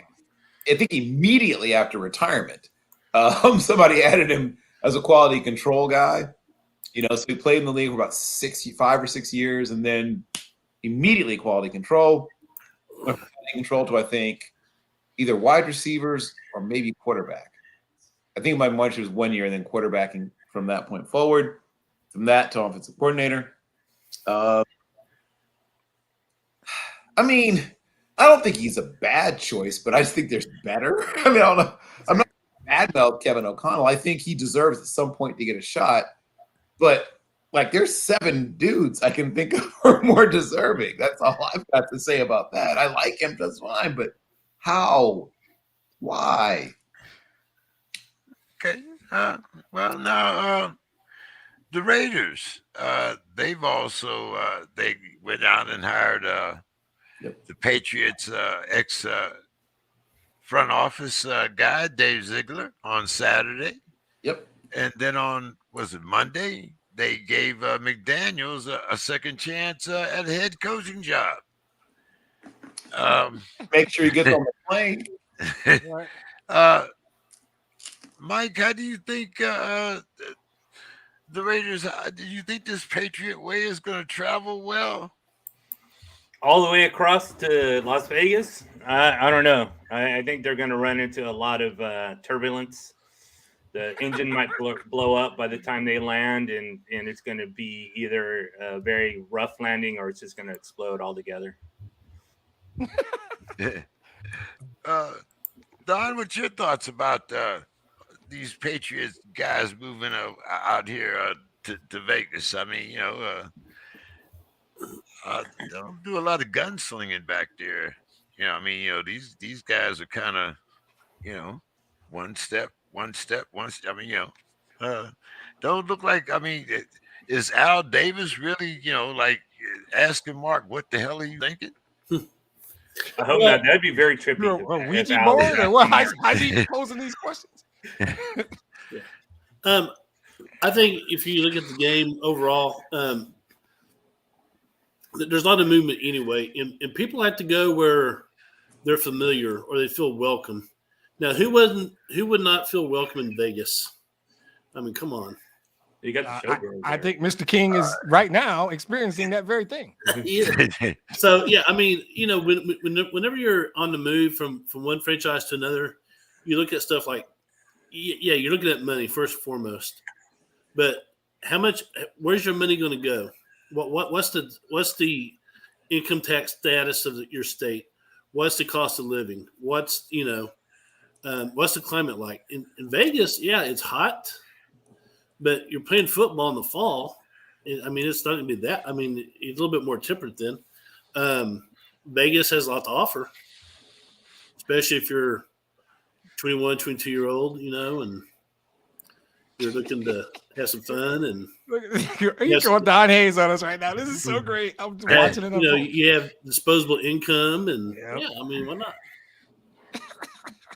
Love that answer. I mean, no one's going to say, I'm going to go water ski at Lake Mead. No one's saying that. I mean, although that could be a draw. Who knows? All right, can I jump in here, Mr. King? Because I'm the one who's lived this nightmare before. So I'm gonna tell you guys. By the way, Don, it's 48 degrees out here right now. Right. Thanks a lot for that. Thanks a lot for that. Hey, it's 27 in San Antonio. Yeah, whatever. I think it's single digit in Chicagoland area. We did not go to the better part of what? A foot we and have a half not of gone to 2 days. Well, that's great. Yeah. So here's the deal. There is no such thing as the Patriot way. I hate to break the news to everyone. There is the Belichick Brady way. That's what it is. There is no. So Bob Quinn was hired by the Detroit Lions in 2016 with the same nonsense. We bought the okie doke full on, and he fired the previously mentioned Jim Caldwell because he said going to the playoffs twice in 4 years and finishing the last game of the season playing for a playoff berth 3 out of 4 years, not good enough. 9-7 wasn't good enough. The Lions proceeded to win 4 games in his 4 years, but 9-7 wasn't good enough. Why? Because he wanted to get Matt Patricia. He came and he sold our previous owner on the idea that I'm going to bring what we did in New England to Detroit. So Bob Quinn went and got his guy, Matt Patricia, and it was, for lack of any two better words, an unmitigated disaster. That's what it was. There's no such thing as a Patriot way. It's not. It's the Belichick Brady way. So if you can get a clone of Belichick and with the 199th pick in the draft the greatest quarterback in the history of football, that's the Patriot way. You get the greatest coach ever in the history of the league, and you draft the greatest quarterback in the history of the league in the 6th round and have his wife supplement his income so you can screw over the cap for 10, 15 years. That's the Patriot way. So if that's what this guy's going to do with Josh McDaniel, should work. Bill. I don't mean to sound bitter. I'm sorry. If I sounded bitter, I apologize. We've seen Josh McDaniel in Denver too, so we know that didn't turn out well. We've seen this movie. So you asked about the Patriot way traveling well or not. I want to make sure it travels at all, right? That's the first thing. Make sure that you've got somebody with him who watches him, maybe gets on the plane with him, flies to the destination, make sure he gets off the plane. Stays there for 2 days. Right, exactly. I want to see him sign a lease on something. It's missing the person, that I have in charge of making sure he gets on the plane. I mean, he literally has been Lucy Van Pelt pulling the ball away from Charlie Brown before. So yeah, I know it. Right, exactly. Right, So I really am interested to see, if this even really happens, right? I can't fully believe until something happens. When I see the first preseason game, he's there on the sidelines, I'll be like, okay, I guess it's for real. That's what you should ask me again. Because how long was he actually in Indy? Did he ever set foot in the building? Yeah, he did. He agreed, in fact, that he was going to be. The only thing he didn't do was sign the paper. Oh, he never signed it. But he did set foot in the building. He did. Yeah, he stepped. You guys saw his face. Okay.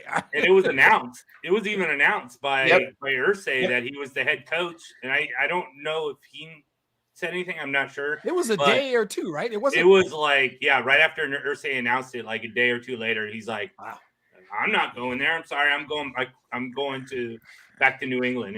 And where it's like, huh? All right. He's been in Vegas for at least 4 days. So this might be.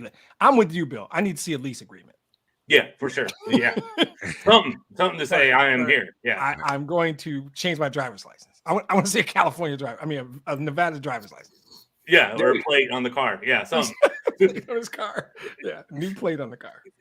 I haven't heard any real estate agents out here yet talking about taking him for any tours, so we'll see.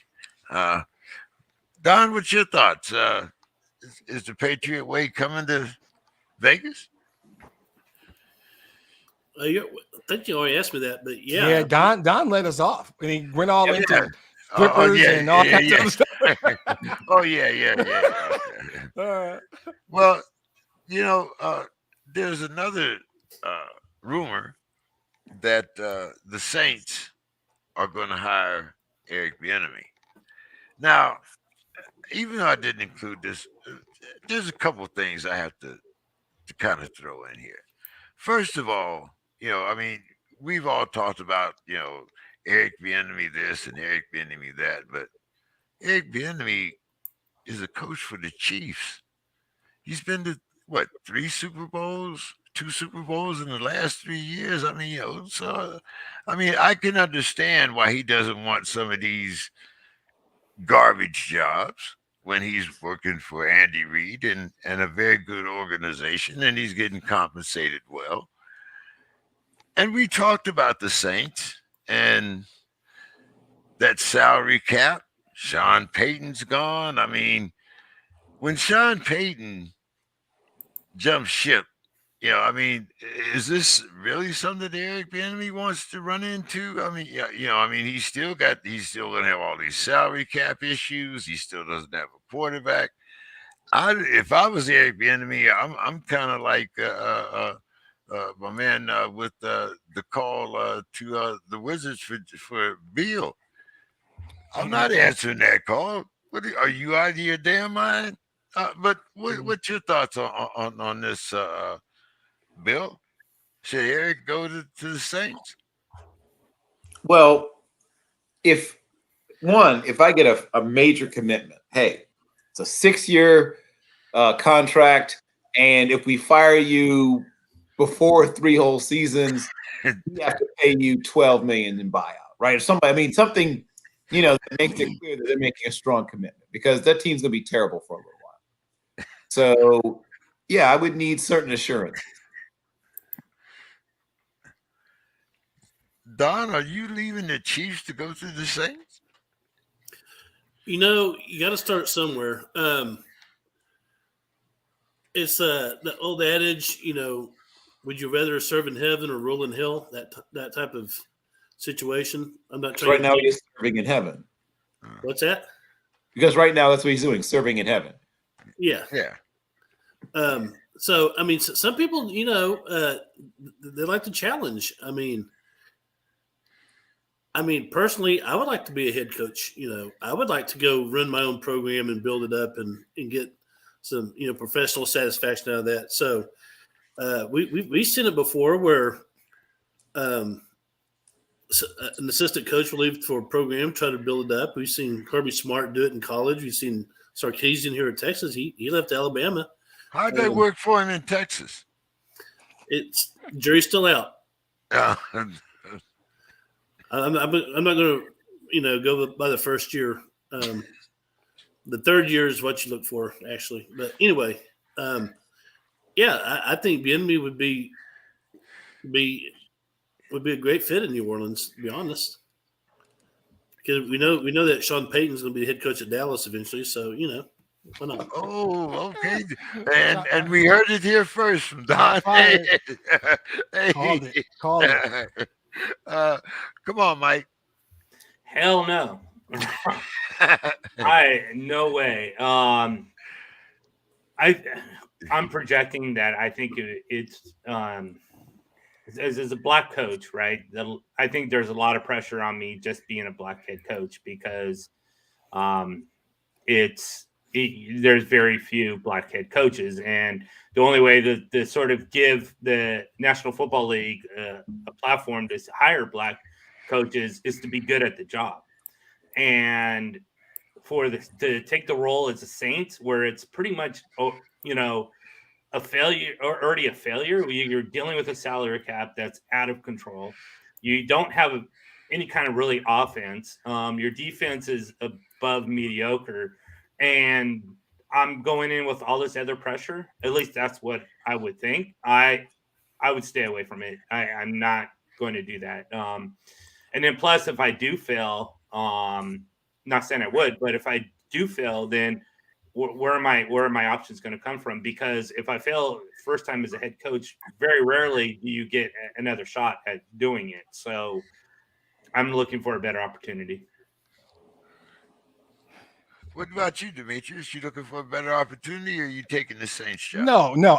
I've never found myself in a position where I was disagreeing with all four of you guys at the same time. So this is interesting to me. Here's the thing. I think we're disregarding something called human nature. There's 32 of these gigs. This is the best of the best. And I didn't disagree. I said I would simply want a significant, protections. Yeah, take the damn job, but tell them here's my conditions. Yeah, the Flores lawsuit isn't about we're treated unfairly once we get the jobs. It's about getting the damn job. I don't know that he's been offered jobs and turned them down. I know there's only 32 of these, and at this level, this is the elite of the elite. These coaches, Eric Bieniemy's ego, and it's not out of whack because he's exceptional at his job, leads him to believe I can fix New Orleans. He's not going to look at it and go, oh, no, that's fair. No, he's going to get them go, yeah, I'm going to do this, I'm going to do that, and I'm going to do that, and we're going to be successful. Because at that level, when you're elite, and real leaders aren't scared of.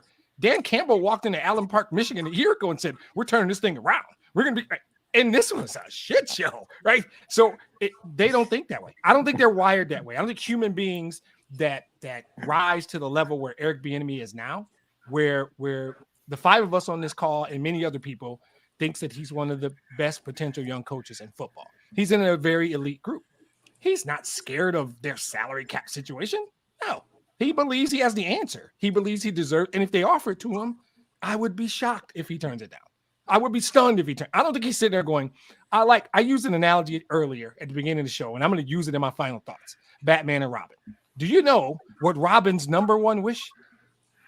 I wish I was Batman. Right? Robin's not sitting there going, damn, it's great being Robin. I got to cool. Robin wants to be Batman. Robin always wants to be Batman. And Batman knows that. But Robin always wants to be Batman. That's the bane of his existence, that he's not Batman. He's not sitting there going, I'm the best Robin ever. He's thinking, I'm not Batman. I'm sorry. That's at the end of the day, being the greatest number two in the history of the world is not how those guys are wired. They all want to lead their own team, lead their own program. He wants to show. He wants to go and show he's a great coach who happens to be black by fixing New Orleans and making them the Chiefs. I don't think he turns down that job if it's offered. No chance. Zero chance. No, am I right, or is your belief that I'm right that it's an extra pressure being a black head coach? Without question. But I don't think at that level that doesn't scare them. That doesn't scare them. If Eric Bieniemy is scared, he doesn't deserve the job. He doesn't deserve it. He should take any. There's 32 of these. There's only 32 of these. If he can get one, his attitude should be, I'm going to take it, and I'm going to be the best, and I'm going to turn them into. And he call Mike Tomlin, call Tony Dungy, call whoever, and he will fix New Orleans. He won't be scared. Now, Bill makes a great point. He can't do it in 2 years, so you better build something into that contract that says, I want a 6-year deal. I want protections because this is going to take time because I'm coming into a disaster.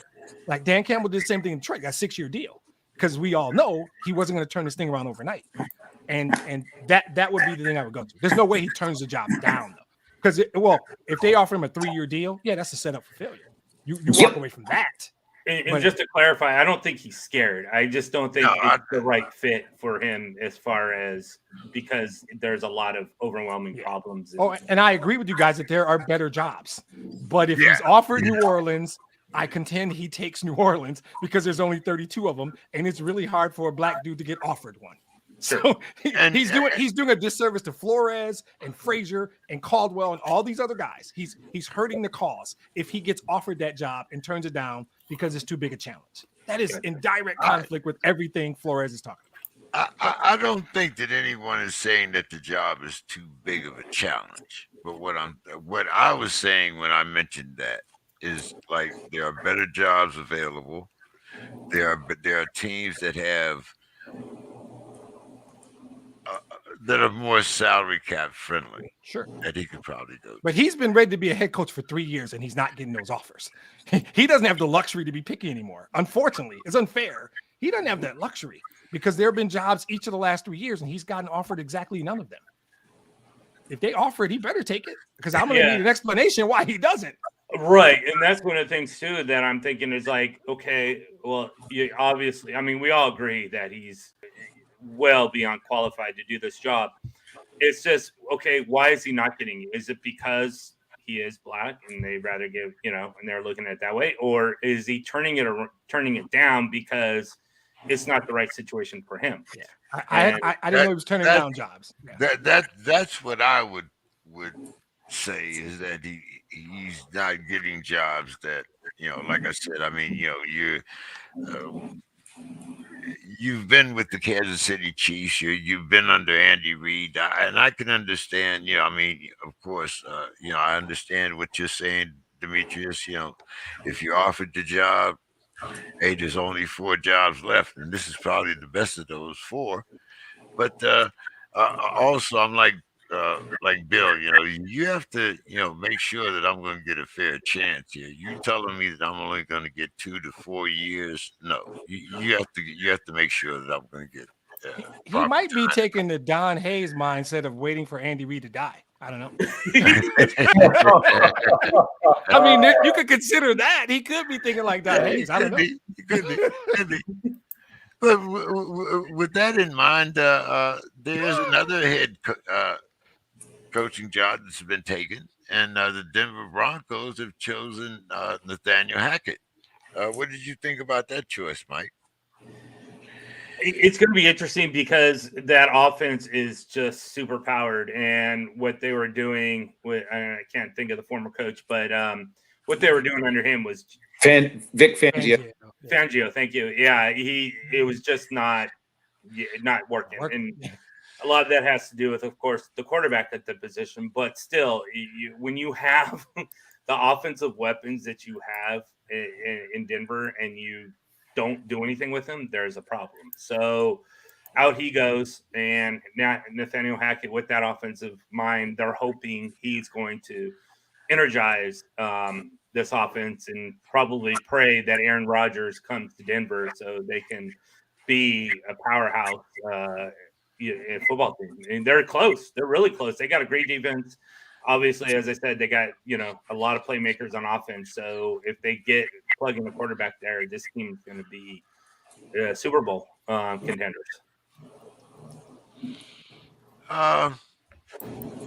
Bill, what do you think? Nathaniel Hackett. Well, once again, we talked about the whole nepotism thing. And of course, he is a good coach, don't get me wrong, but obviously the son of Paul Hackett. I don't think it's an accident that he had a fairly rapid rise through the ranks, just like when, Steven Belichick had a rapid rise through the ranks, or Kyle Shanahan had a very rapid rise through the ranks. Or, I mean, you could go on forever when the sons and, sons-in-laws and nephews. And, okay. I think if, once again, the proper things happen around him, I think he could have success. He's a bright young offensive coach.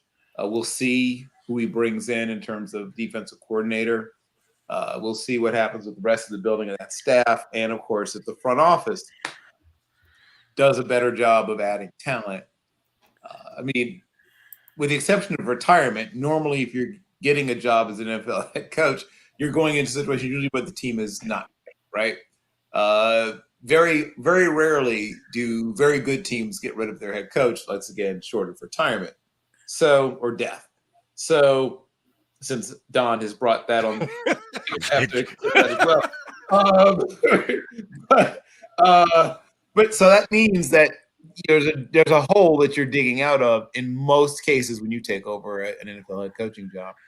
I think that some people will point to his relationship with Aaron Rodgers as one of the factors, but I think there's only about $8 or so million over the cap, at least at the moment, that's currently available to them, and unless they get one of the great discounts in NFL history, maybe the greatest discount in NFL history, I don't think Mr. Doublecheck is coming for $8 million. So they're going to need to do, if that's the plan, is to use Hackett's relationship with Aaron Charles Rodgers to bring him to town. Somebody's going to have to do some restructuring and or some cutting and some slashing, and it'll be interesting to see if that's part of why he got the job. But yeah, he's a bright young head coach who just happens to be the son of a guy who was an NFL lifer as an offensive coordinator and offensive coach. It happens. Demetrius. So one of the things is I don't have a problem with this hire. Like of all the hires, if you just take the and I was told, I might have been misinformed. I was told Denver's cap situation was healthy enough that they could absorb Rodgers. They were one of the few teams in the league who actually could absorb this in a trade. But I think if you think of this in a linear fashion, this is the offensive coordinator of one of the better offenses in the league over the last few years. He fits all the criteria. Young guy coming from an organization that historically has produced solid coaches. If you look at this on the surface and take all nonsense out, he's been around long enough. He's served with other coaches. He's done the work that his resume deserves the job in the situation now. It's a great opportunity because I think they're a team that is a player, especially if that guy's name is Aaron Charles Rodgers, away. So I don't have much of a problem with this. I think there might be other issues in that organization that we might talk about on later SPORTSKRIBs, but in terms of this hire, I don't know if they follow the rules or not. It doesn't really matter. I don't have a problem with this hire. I think this might be a hire that 3-4 years from now, he's still their coach, and we look back and go, solid hire. Yeah, there's some other questionable stuff, but not this one. I think this is probably solid for Denver. I think he's put in his time, he's earned it, and he comes from what you would want, like the lineage of what you would want a solid head coach to come from. Don, what's your thoughts on Denver's hiring of a head coach? The point was made, NFL, a lot of times we have what we call the oligarchy, the rule of the few. So if you're the son or whatever, I'm not saying it's a bad hire. It's probably a great hire, but it just kind of shows the cycle we have in the NFL where it's who knows who worked with who. I mean, you got the coaching tree, but sometimes that coaching tree gets a little incestuous, I think. But so is it good to hire? We'll find out. Like I said, in year 3, you usually find out if it's a good idea or not. But it's a predictable hire. If anything, I mean, it's like I said, just by the name. Yeah. Don, we have the real retirement of TB12. Your thoughts? I really thought he was going to stick it out about 2 more years. I really did. I was kind of saddened because,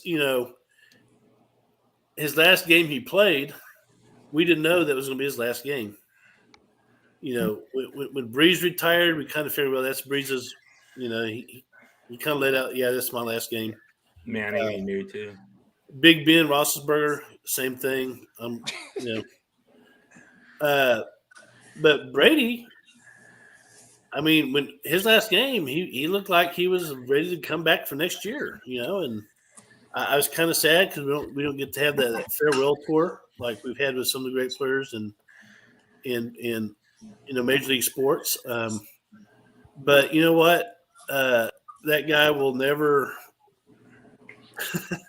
he'll never go hungry or homeless or whatever. That he's set for life. So I'm going to miss him. I had this discussion with some friends about the GOAT. Of course, everyone Brady's the GOAT, and I'm thinking, yeah, he is, I guess. But there's been some great players. Joe Montana never lost a Super Bowl. And Joe Montana played in an era where the quarterbacks were not protected. So, I think you have GOATs in a different era, but But Tom Brady definitely is the man for this generation as far as football players. So I guess he's going to retire, and Gronkowski will probably have a second retirement also, it seems. Oh, yeah. In Tampa Bay will be in the search for a quarterback come draft day. That opens up some stuff also. Bill, what's your thoughts on the retirement of TB12?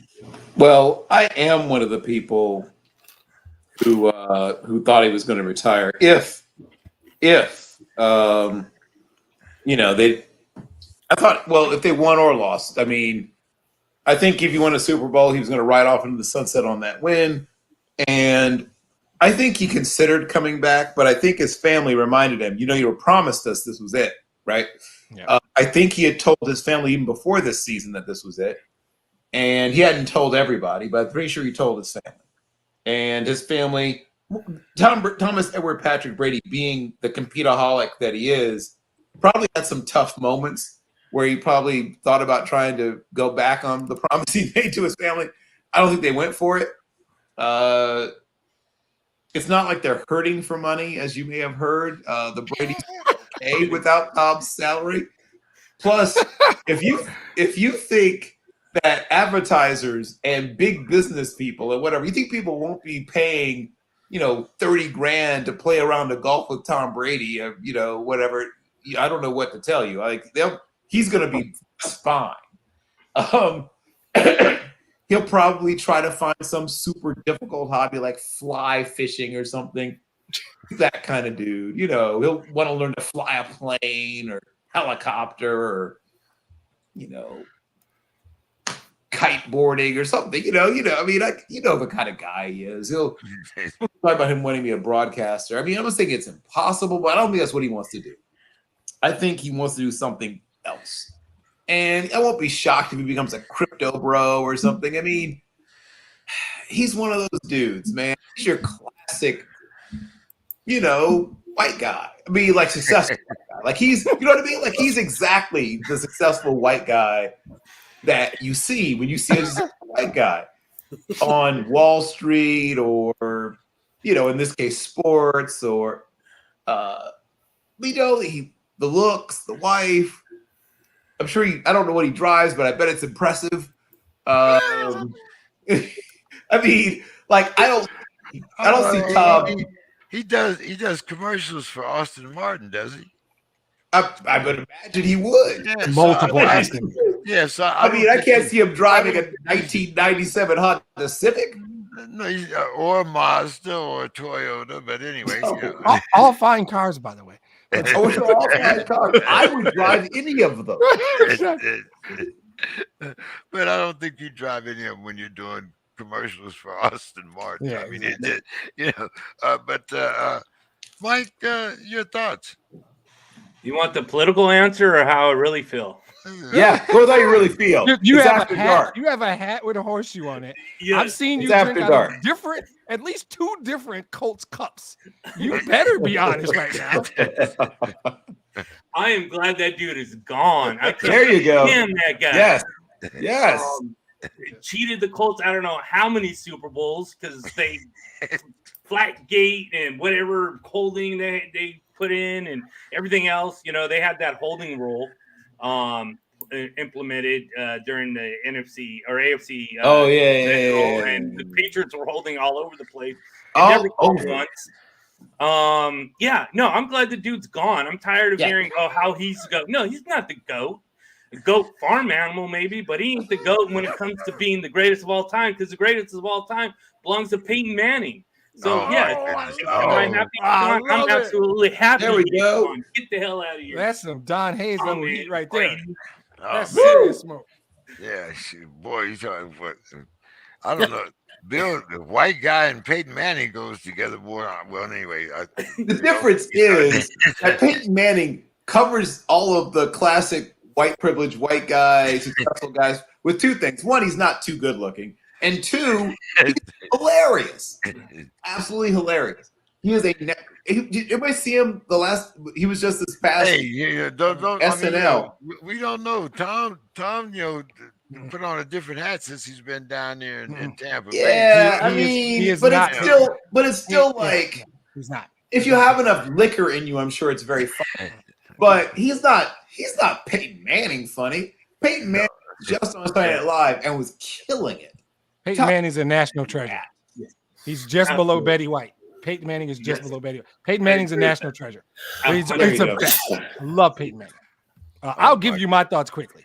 My relationship with Tom Brady starts with the school he attended. So we are in trouble right at the beginning. Right at the beginning. I don't know how much I want to say. No. I mean, you're the one who just badmouthed him. I mean, you just lit the guy on fire with a blowtorch. Right? You forgot what school he went to. But I can't get over that 6'5" 40 time. Or Bill can tell me what it actually was. It was a 5.23, but it was 5.23 40. But what I have to say, a guy who had never, if you were just to look at him and didn't know who he was, you'd be like, someone said, guess which sport this guy plays, you'd say squash. But the thing is, there is technique to running, and I ran.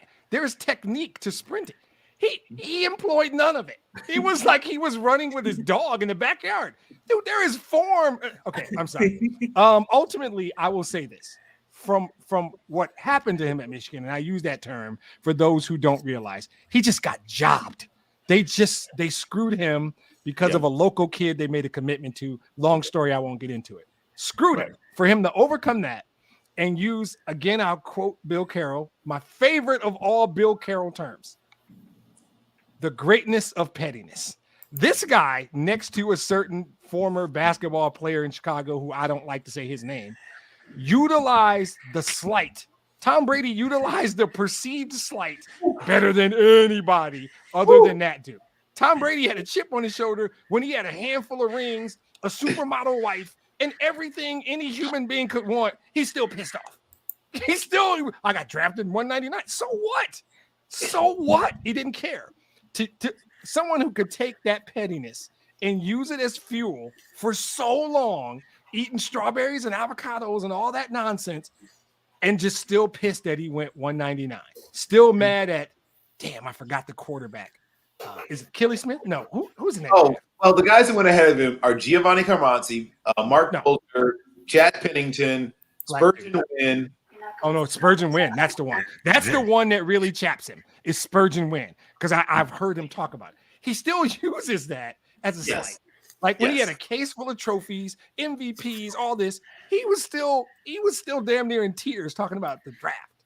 That's a different level of pettiness, man. You're a special kind of human being to be able to take that and use it to fuel you for 20 years. You got to respect that, I guess. But sure. My relationship with him begins and ends with the school he attended, so I can never really be a fan. So, but I respect his game. I respect what he did. I don't hate his guts like Mike, but but I also understand why Mike hates his guts. Let's talk about Super Bowl 56 here, and we'll make some predictions, but I'm going to let my pettiness come out here a little bit because I'm still not a Matt Stafford guy. And I still, but for, wait for this, Demetrius, the Rams make it to the Super Bowl by tat much. And when I said tat, that's T-A-T-T, the guy that dropped the goddamn interception. Matt Stafford did everything that he was supposed to do. He threw the interception right on time. Hey, but it's a DB. You know, if you could catch, you'd be a wide receiver. Exactly. You know? So come on with it. Bring it to me. I assume I get to go first, right? Yes, sir. All righty. So I will plug my own podcast called the Cornbread and Kool-Aid Podcast. And I did a special trade podcast on January 31st, 2021 on that podcast. And you can go find it. You can go find it at Facebook, YouTube. It's out there. I said, this is the unicorn of trades. This is a great trade for all four parties. This is great for the Lions. The haul we got for him was fantastic. This is great for Jared Goff, and it will be. He will resurrect his career because he played really well the last 6 games. This is great for the Rams, and I said it. It's on wax. They're going to the Super Bowl. I said it. And I came on the Sports Crib 3 days later, and we talked about it, and I said, the Rams are going to the Super Bowl. And it's great for Matthew Stafford because I have watched him for 12 years. And unlike you, I am unapologetically still, even though he doesn't play for my team anymore, a Matt Stafford fan. I've talked about what that guy did in the community. I've talked about the fact you never saw him in the paper. You never heard about him in jail. He represent him and his wife did so much charity work in Detroit. And still, he has never said a bad word about the city of Detroit or the fans of the Detroit Lions. Matthew Stafford is a class dude. He is the definition of a class act. He deserves this. I am rooting for him, even though it's screwing us draft pick wise. I've been rooting for him the whole time. And I saw this. I think that you could talk about the pick, but go look at the most comeback wins in the last decade and see whose name is at the top of that list. It's Matthew Stafford.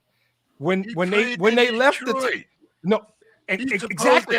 Any win he had in Detroit was a comeback win. But there weren't that many of them. That's my point. For him to lead with so few wins is even more remarkable.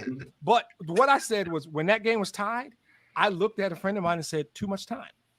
I've seen this movie. Matthew Stafford, I've seen this movie. And one DB makes a mistake. Cooper Kupp ran right by him. And there are a handful of arms in that league better than Matthew Stafford. There was no doubt. That pass he threw to Kupp, actually the previous play was the great play. That one was easy because he has the arm. But I wasn't surprised he did it. I'm not surprised they're in the Super Bowl. I'm calling my shot now. Stafford's going to be the Super Bowl MVP. And he's going to deserve it. And he's going to deserve it. Because you're ignoring the 3 touchdowns. You're ignoring the 8 touchdowns and 2 picks in 3 playoff games. You're ignoring that stuff. He has been clutch for 3 straight games. He has balled out all 3 games. And this is what I've watched for a decade. So I'm not surprised. Yeah. I'm watching a decade of work. But anyway, go ahead, Don. Well, I've been a Matt Stafford fan for a long time, just going back to his days at Highland Park here in Texas. I think when you have guys like, Breeze, Manning, Brady, when they retire, there's a group of kids coming up, Josh Allen and Joe Burrow, for example, who are ready to step and take the place. I think Joe Burrow is going to have a great career, but he's not going to win the Super Bowl this year. That's going to be the Rams will win that. I'm not going to go out far to say that Stafford will be the MVP, but usually, unless you have Ray Lewis on your team, usually the MVP is a running back or quarterback. Exactly. So I can see where Demetrius is calling it, and I respect it. And I respect that. But, the Rams will win. I think it'll be a close game because Cincinnati keeps it close. But in long run, Stafford's going to win, and that's what I'm thinking. Bill. So you're asking about for a prediction? No, I said that the Rams make it to the Super Bowl by that much. And I'm saying, is Matt Stafford and the Rams the best team here, or did they kind of luck into themselves? Did they make it because of Stafford or in spite of Stafford? Well, I mean, they made it in spite of. Go ahead, Bill. The whole point of them going all in and pushing all these chips to the table was to find a quarterback that they wouldn't have to win in spite of. They had that before, right? You could even win with Jared Goff, but you don't win because of Jared Goff. Now they have a quarterback they can win because of. Matt Stafford, as has been said ad on infinitum, leads the NFL in come behind victories since he's entered the league, right? That's, I think, it was fourth quarter come from behind victories since he's entered the league. Ahead of everybody, right? Even with the team, once again, no offense, Demetrius, but a team that wasn't exactly built to win coming from behind, he managed to do that. Ahead of everybody since he's entered the league, including Aaron Charles Rodgers, including Thomas Edward Patrick Brady. So I'm not surprised at all by his level of play. And now that he and, they've adjusted to the loss of Robert Woods to some extent, Odell Beckham Jr. is now pretty much understands the offense. So by the time, we get to the Super Bowl, he will have had a chance to really settle into the offense. That's a very dangerous team because they have a defense that has playmakers at every level. Maybe the best all-around corner in football in Jalen Ramsey. Probably the all-around best defensive player in football. Maybe the best player in football, period, in Aaron Donald, who is just ludicrous, right? They added Von Miller, right? I forgot. Von Miller should be the Hall of Famer. They added Von Miller, who is, once again, no offense to everyone they had coming off the edge before, but a distinct and palpable upgrade over everyone else they'd had coming off the edge before. And they had some guys who were good, don't get me wrong, but none of them were Von Miller. He's starting to settle in. Joseph Noteboom, who was not supposed to be a starter, looked pretty darn good. Stoned Hendrickson and I can't remember the other guy that lined up across him in that game, but stoned them consistently. Despite the fact that Andrew Whitworth, who first ballot Hall of really good tackle, got hurt, and a borderline Hall of Famer, I guess you could say, got hurt, and they had to throw Noteboom out there. And you saw the contrast in styles between what happened, when they faced Tampa Bay the week before, who also had lost their best offensive tackle, and how different their offense looked without Tristan Wirfs out there. So they have depth, right? Despite all their future salary cap issues, at least for the moment, this is a team that has depth of talent, right? They were able to survive significant injuries to key players on offense and defense. They can come from behind. They can run the ball. They're a very complete team. Their offensive line is good. Their defensive line is excellent. The linebackers are, solid. The secondary is very good. Nick Scott, who was a special teamer not that long ago, has showed up and at times even showed out a little bit in the playoffs, right, at safety. They're not a perfect team, don't get me wrong, but they don't have a lot of weaknesses.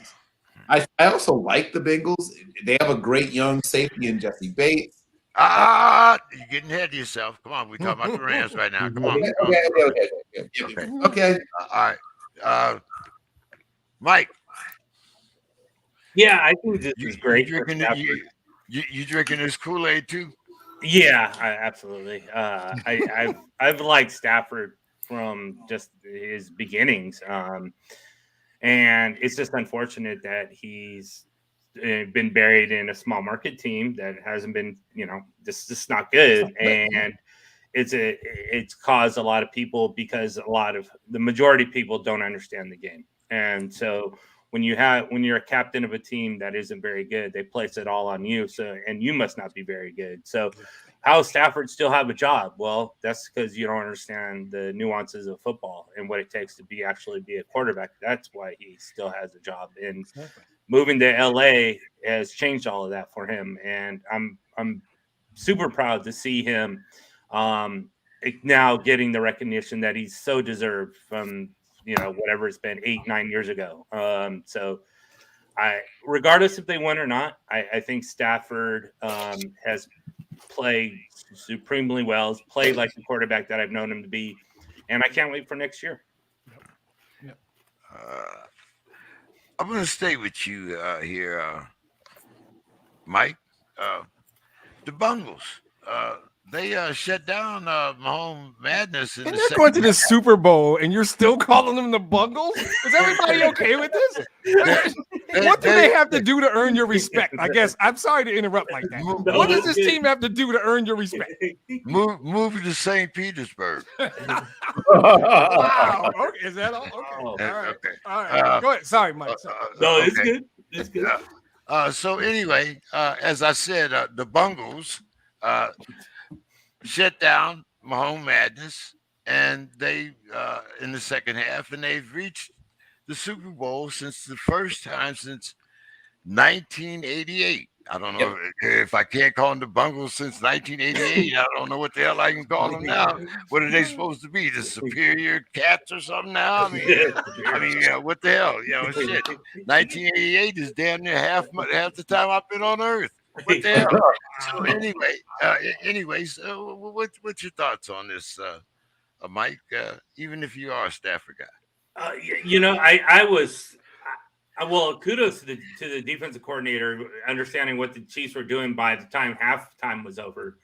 But that Chiefs offense just motored through them in the first 3 drives. I mean, I was almost like, okay, time to go do something else because 21-3, and I'm not sticking around for this. I got too much stuff to do. And then they started slowing them down, and the most astonishing play that I still can't wrap my head around is your 4th and goal from the 5. Why do you not kick a field goal and take it, and then you have the ball at halftime? After halftime, why do you go for it? I'm still confused by that one. Worst play call since Pete Carroll. But anyway. Absolutely. Yeah. I mean, without a doubt, because I'm just like, what are you doing? And that field goal, if they kicked that field goal and he would have made it, Butker would have made it because you're only kicking it from 27 yards. And then you win the game because it ends up in a tie, eventually ends up in a tie, but it won't end up a tie if you're 3 points ahead. Yeah. The decision to go for it was way worse than the play they called. I agree that was a horrible play call. I think Mike's point is just kick the field goal. That's a horrible decision to go for it. The whole dynamic of the game changes with 3 points, in my opinion. I definitely agree. Agree. That changed things around. That gave inspiration for the Bengals because they hold them on 4 plays and they go into halftime and they're fired up. And the rest of the half, that offense that was showcasing their skills and just cutting through the Bengals defense on the first 3 drives disappeared. I mean, gone. And they only get a field goal the rest of the half, and that is inexcusable, especially when you're looking at the Bengals defense. We're not looking at the 85 Bears here. It's one of the mediocre defenses, and you have one of the best offenses, and all you can imagine manage 3 points. No. So yeah, I definitely give my hat to the defensive coordinator and the players that executed those plays, because without that, the Bengals are nowhere near tasting the Super Bowl chance. Okay, since you want to change their name, Demetrius, what's your thoughts on the Bungles? First since 1988, please. Come on. Specifically on the Kansas City game, if that's what we're talking about, I think that there is I feel like I want to use the word resilient, but I don't know if that's right. There is a point in a competitive sporting event where one team imposes their will on another. Team 2 gives up. Team 2 recognizes today's not the day, we can't do it. Good teams never feel that. Right. Never feel that. And to Mike's point, maybe if Kansas City kicks that field goal, there might be a little of that creeping in at halftime. You go in at halftime with that play, more so than the not giving up points. My feeling is what that play did for Cincinnati was, wait a minute, we're still in this.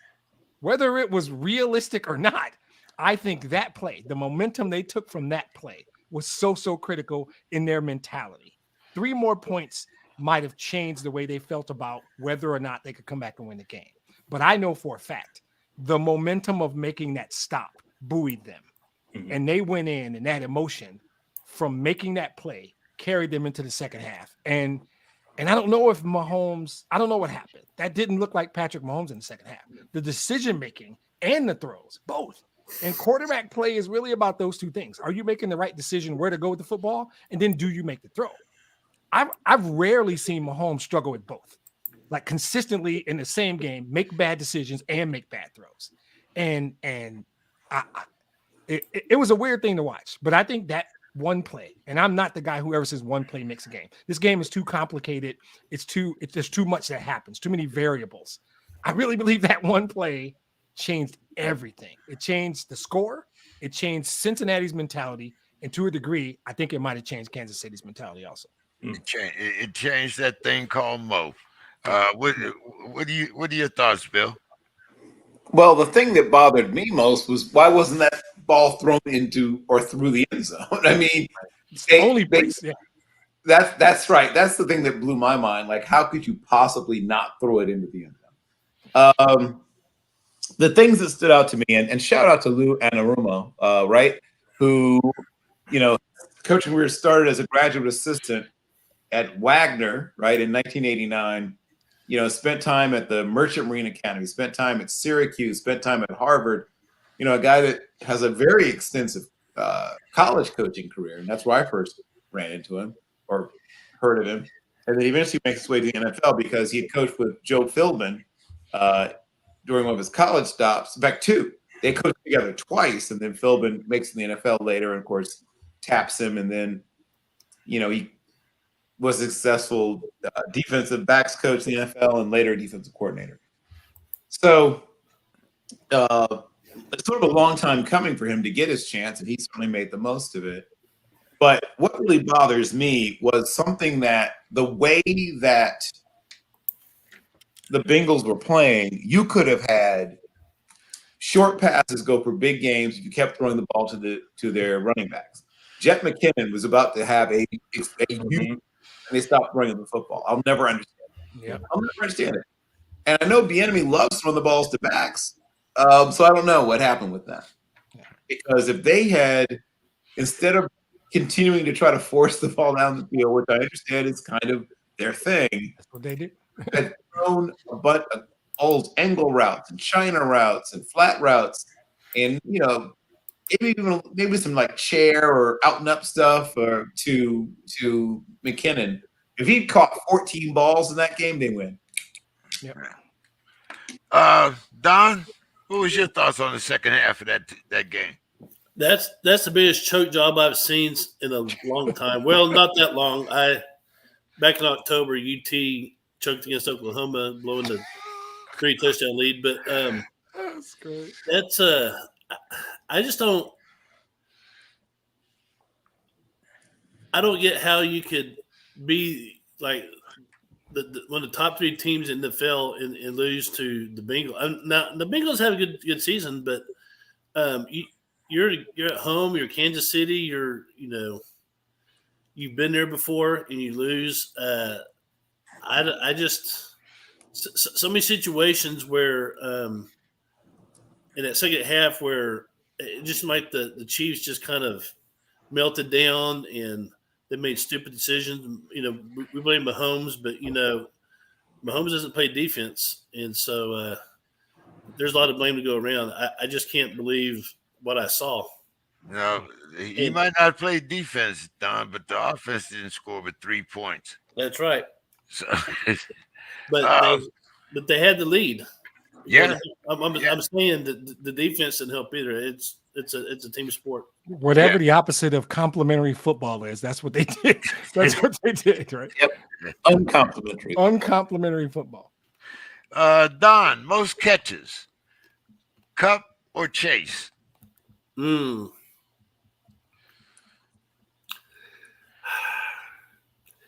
I go with Cup on that one.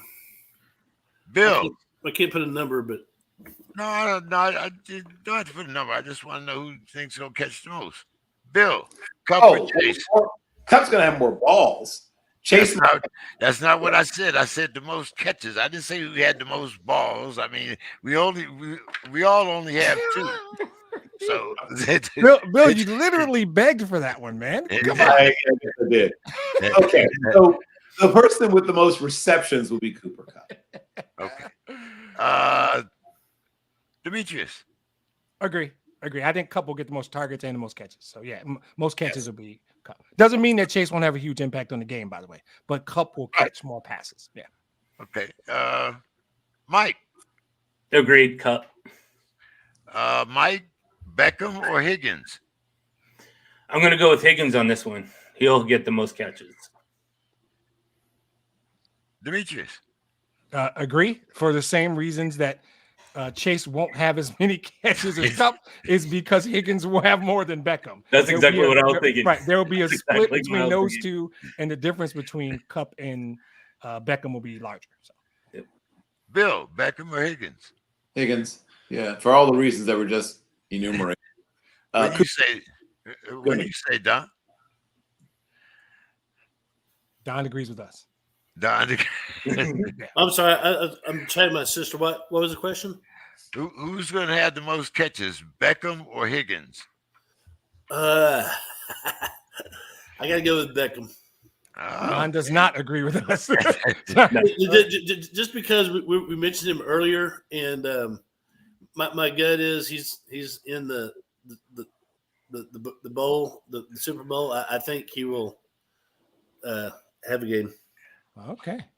All right. Tight ends, John. Higbee or Uzma?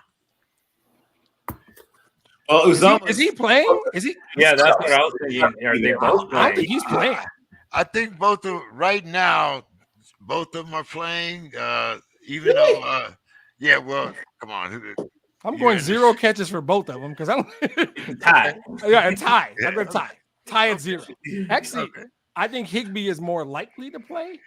If one of them plays, I think it's Higbee. I actually don't think either one of them is playing, but I'll go Higbee because I think Ozuma's injury is more severe. Who that? Mike?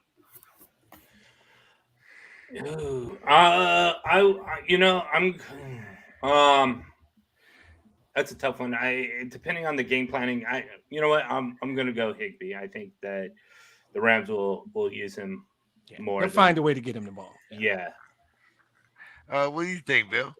I mean, a grade 2 MCL sprain. He's gonna play on that? No.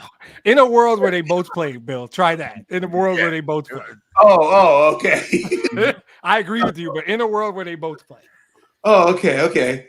I mean, in a world where they both play, I'm still gonna go Higbee. But my God, I mean, CJ Uzomah actually managed to play. That's like TO level stuff. Yeah. That's I don't think he's playing, but it'd be interesting to see. Yeah. What do you think, Don? Well, I mean, consensus is Higbee because he's most likely to actually see the field. Gotta go with that. Straight logic that way. Okay. Demetrius, most INTs, Stafford or Burrows? See, you think I'm going to say Burrow, but I'm not. But I'm going to but I'm going to explain myself. And guys, bear with me. I'm not going to take a ton of time, but there's logic behind this. Matthew Stafford has an elite arm, one of the top 6-7 arms, just straight arm talent. And if you disagree, cool. When you have that, what happens is he will take chances and risks because of the confidence he has in his right shoulder. I watched it for 12 years. He'll throw an interception for sure. He might throw 2, but it will be because he has enough confidence in his arm that he will try and make throws that Joe Burrow probably can make. I don't know if Joe Burrow has the arrogance. He might have that too. I don't know. Stafford will try it. Stafford will take risks, take chances because he's trying to win. He's in the Super Bowl and he wants his bag. So I'm going to say Stafford, but it'll be a 2-1 thing. I think both defenses are really good, and the Rams have the best corner in the league. Burrow's going to throw a pick. Stafford might throw 2, and he still might throw 4 touchdowns and win the MVP anyway. Mm-hmm. But when I've watched his whole career, and his interceptions, 98% of the time are good decisions. I'm sorry, bad decisions, great throws. He's trying to do something because he believes he can. And sometimes when Calvin was around, Calvin would bail him out, but other guys don't. So he'll definitely throw interceptions. They'll still win the game. He'll still be in the running for MVP. And I think he'll throw at least 1 interception, if that makes any sense. I kind of fell in love with that young wide receiver that you guys got. He bailed me out a couple times. Sure, he did. He was helping your fantasy football team. Of course he was. Monroe St. Brown's a future star. I also carried Swift all year, and he helped me out a hell of a lot too, except for those couple of games that he was hurt. But get on the bandwagon. We're gonna make a quick rise. So you got me on 2. Look, I got 2 Pistons on my basketball fantasy teams. I got 2 Pistons on my football. Come on, man. The only thing I have to do now is move to Detroit. That's it, man. This place is there. I'll hook you up. Yeah. We'll stop in Indy and visit Mike on the way to moving. I'm sorry, I put away my triple goose coat. I'm sorry. All right, then you can't move here. Okay. Let's see. Did I get to you, Bill? No, I'm the only one who did the interception thing. Yeah, I'm going to agree, partially because, as was said, Stafford has that level of arm arrogance that, I mean, he's right there with Josh Allen, Patrick Mahomes, Aaron Charles Rodgers. I mean, there's a handful of dudes that can, and I guess I'll throw my boy Justin Herbert in there as well. But there's just a handful of dudes that can do what those guys can do in terms of throwing a football. And when you have that, and frankly, Joe Burrow doesn't. I mean, he doesn't have that kind of arm. He has a good arm. He has enough of an arm. I mean, he's closer to guys like, Matt Ryan, like that level. I mean, it's still it's an NFL arm, but it's not. Oh my goodness! You put Joe Burrows and Matty used to be ice in the same sentence. In terms of arm talent, I agree with Bill. Yeah, I agree with Bill. I've watched Burrow in person against University of Illinois, and his arm, back when his short little playing career at Ohio State. His arm is, I saw Matt Stafford play at Boston College when he was playing against North Carolina. Their arms, they're very similar, except he's a much better athlete. He's much, he can run in a way that Stafford can't, but they're not hugely different physically. No. He means Matt Ryan. He's saying Stafford, but he means Matt Ryan. Yeah. I think it's a good Matt Ryan. Matt Ryan and Joe Burrow are not that different in terms of their arm, especially at the same point in their careers. Yep. At 23 or 24, I guess. 25. He's 25. I never bought into Matty Ice, but that's just 25. me. Matt Ryan's arm was almost exactly.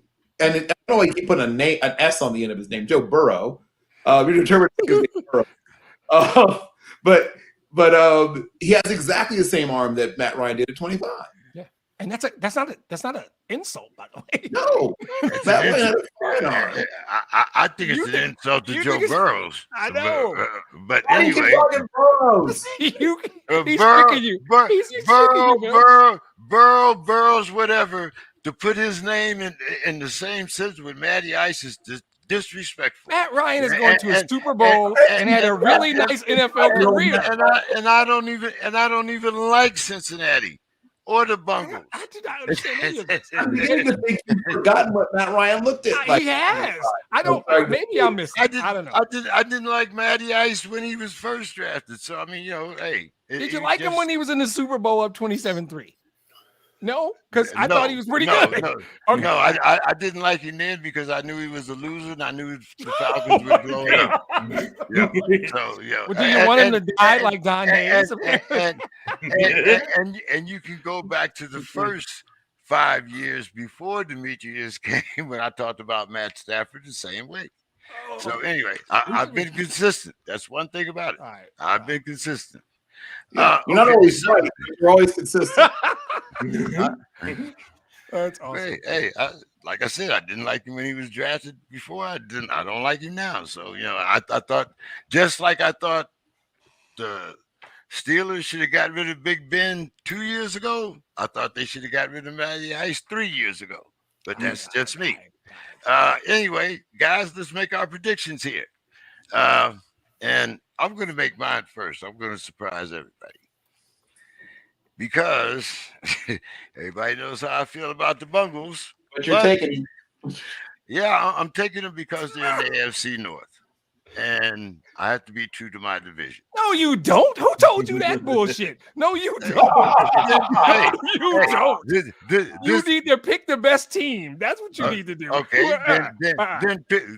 Then now, if you listen to what I have said about Matt Stafford all year, you're going to be consistent in spite of being wrong. You'd rather be consistent than wrong, like Bill said. Okay, well, I got you. Okay, so I'll only be wrong if the Bungles lose. Look, Bill broke down why the Rams are the better team. Set all the Stafford crap aside. Bill gave you 2 solid minutes on why the Rams are the better football team. When you're picking the game, that's the point.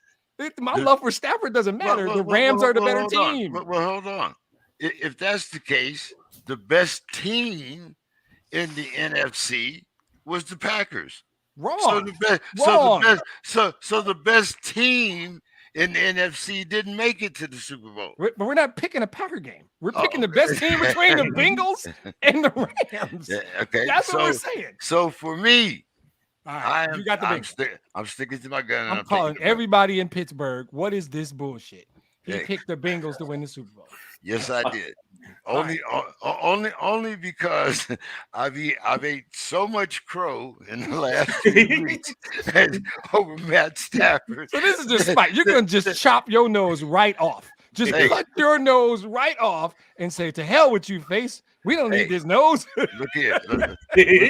Look here. I'm going to go you one better. I'm going to go like the Yakuza, what they call it, the Yakuza in Japan. Yakuza. Yakuza. You're going right there. Sword right through the chest.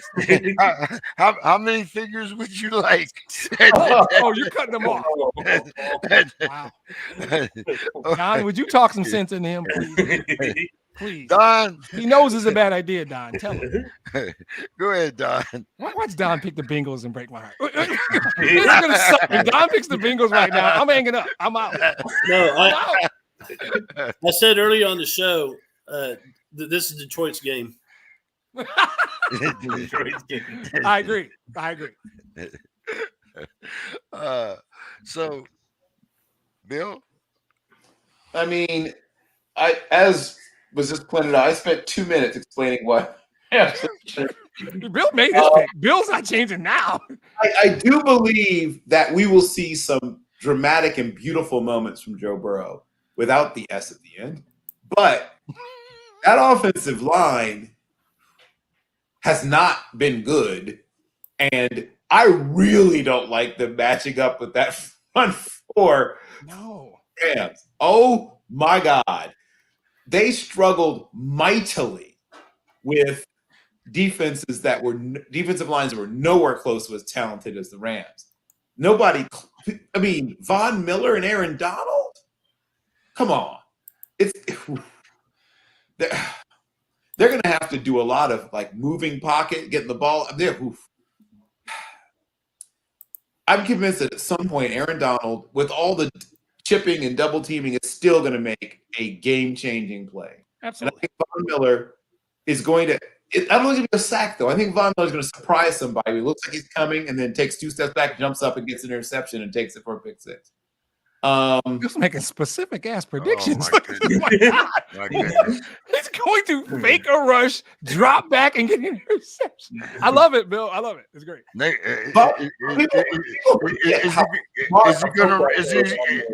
Is he going to run a 4.340 I mean, what else? Not 4.3, but 4.5 is fine. When if nobody catches you, all he needs is a 4.5. But I just think that that's the big mismatch in this game is a average to very much below average Bengals offensive line against a potentially a very good, and they'll look utterly dominant because of the mismatch in talent. And kudos to the offensive game planners for the Bengals having sort of papered over just how bad their offensive line is. But I think the paper gets torn off. Mike. Yeah, I'm sort of with the crowd here. I mean, we saw the Tennessee Titans sack Joe Burrow 9 times. The Tennessee Titans. And that's not a good defensive line. That is not a good defensive line. But wait a minute. Hold it. They sacked him 9 times, but who won the game? That's a good point. Okay. All right. Except how often do you think you get away with getting sacked 9 times and win? No. You only need it once, right? Yeah, but they've used up their once. Is the point I'm making. Yeah, that's. I'm going to caveat if Stafford's not the MVP, it will be Aaron Donald, who ironically his middle name is also Charles. Aaron Donald might be the MVP of this game. That's how dominant. Bill's convinced me. That's how dominant I think the defensive line of the Rams is going to be the best unit on the field. If Cooper Kupp is not the most valuable player, then there has to be something wrong. Because hold on. All right. Because in my book, Cooper Kupp makes Matt Stafford, All right, not I'm the other out. way around. Guys, I'm out. That's enough. I'm out. Oh my God. So This is- oh so my Cooper Kupp never caught a pass last year or the year before that. Cooper Kupp has never had a season close to what he had this year. Not even. Why? You didn't know who Cooper Kupp was last year. Why did Cooper Kupp have that season? Robert Woods was out. How many other Rams were out? Come on now. I know who wasn't out. The dude throwing them the damn ball wasn't out. How are you going to tell me? You're going to say Cooper Kupp, this was not his best year. Can we all agree? The same guy that threw one of the most gifted wide receivers that he ever had in Detroit. Hey, come on now. What the hell does Calvin Johnson have to do with any of this? The Lions didn't have a good team. Football's a team game. We never had a top 15 running game Stafford's whole career. We never had 1 year. Terrell Austin had a top 7 defense. There was never a defense in the top 15 other than that 1 year. And they went to the playoffs that year and got jobbed by the Cowboys. That's the facts on Stafford's career. He never had, even with Reggie Bush and all these different things, he never had a top 15 running game. Never, not once in 12 years. And the only time he had a top 7 defense. He doesn't have one now. He doesn't have one now. He doesn't need one. He's got a world-class defense. He's got Cooper Kupp. No. Cooper Kupp has him.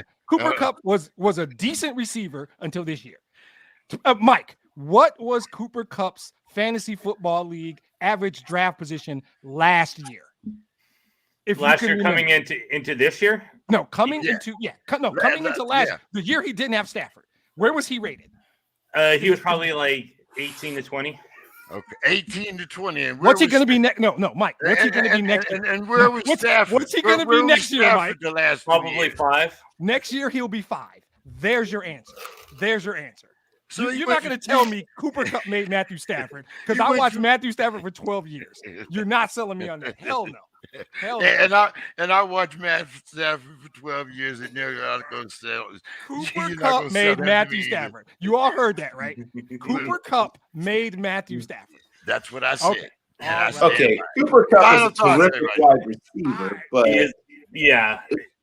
But okay, let me ask you this: why wasn't Cooper Kupp able to work his same magic with Jared Goff? Why wasn't he able to turn Jared Goff into a Super Bowl quarterback? Well, I guess they made it to the Super Bowl. But because Jared Goff was not I mean, come on now. Go finish the sentence. Jared Goff was not a great quarterback, and Matthew Stafford is. No, that's how that sentence ends. And neither is Matthew Stafford. Okay. But we'll see. But we'll see after the Super Bowl. He's already in the Hall of Very Good. If he puts a ring on, Bill's going to have to consider him for the real Hall. Because his numbers aren't going to lie. I'm sorry. He's going to play 2 or 3 more years. And if he's got a ring on his finger, he will have 1 ring equal to Aaron Charles Rodgers and a number of other guys. And his numbers will be undeniable. I will be around in 4 years, and I'll do the sports. And how much have we talked about Aaron Rodgers only having 1 Super Bowl ring? But he's still going to moonwalk into the Hall of Fame. What are we talking about? Hold on. Are you more than Marino? Are you saying that you think that Matt Stafford is a Hall of Fame quarterback? I'm saying if he puts a ring on 10 days from now and plays 2 more years at the level he's played, absolutely. Abso-freaking-lutely. Yes, I'm saying that. Okay. You don't know. You're not looking at his numbers. I'm telling you, this one you need to let me have. This is mine. I'm sorry. We can talk about how the University of Texas is going to play next year and whether or not Carson Wentz is a decent quarterback. Hold on. And the Steelers who makes it to the Hall of Fame first? Ben Roethlisberger or Matt Stafford? Of course, Roethlisberger's multiple rings. Two. What do you mean, Mark? 2? It's not like you got 2, not 7. A multiple. It's not like you got.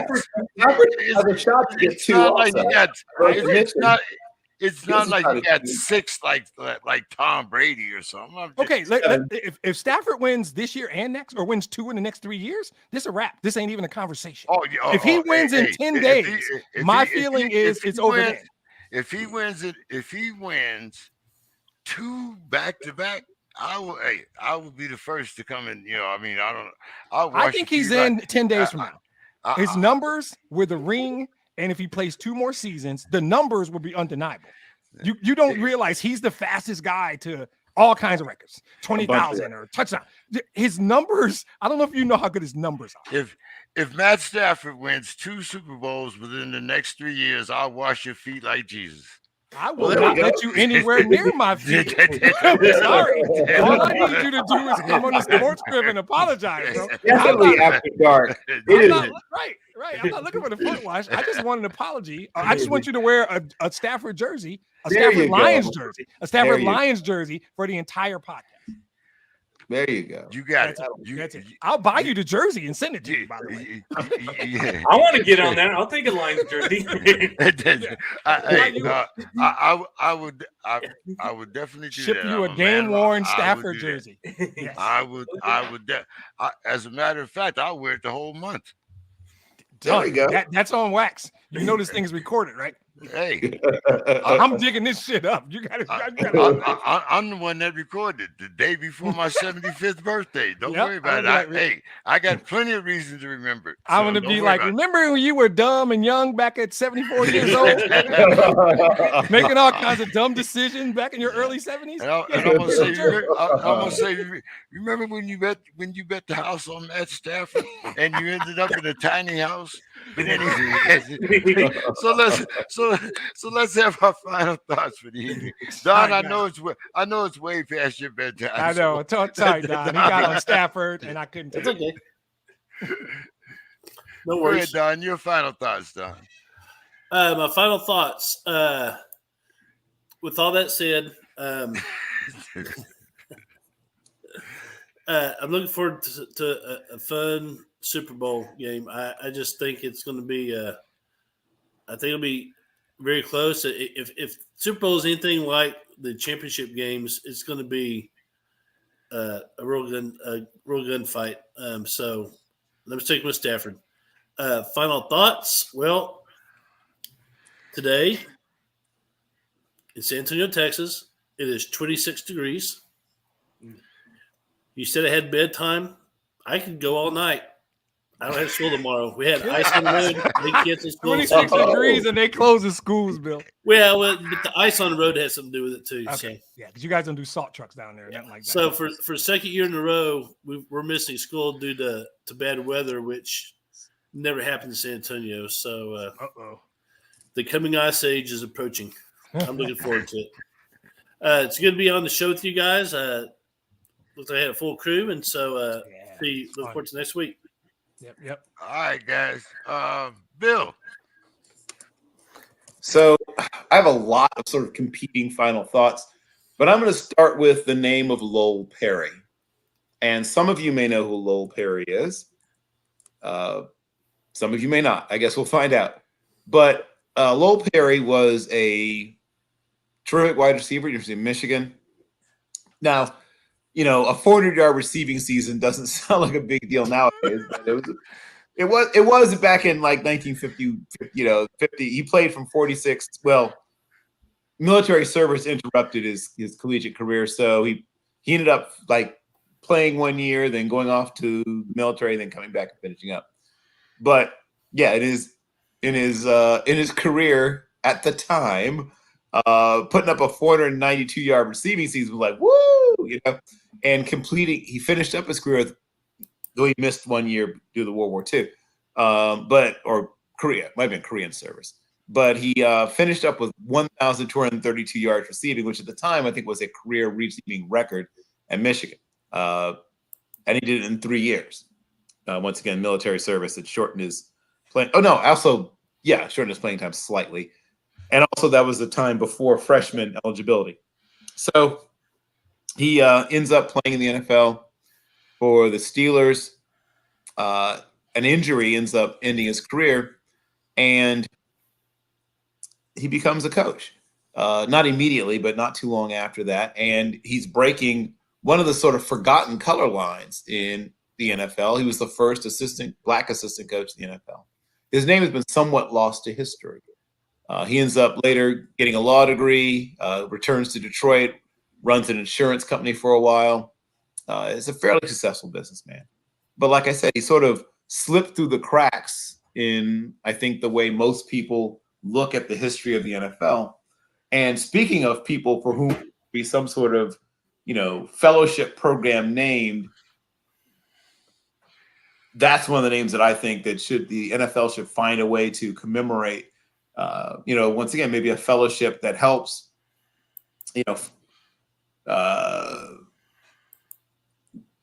maybe even athletes from other sports who would have an interest or a love for football, get into an initial, entry-level position in football or something. I mean, but Lowell Perry's name should not be forgotten.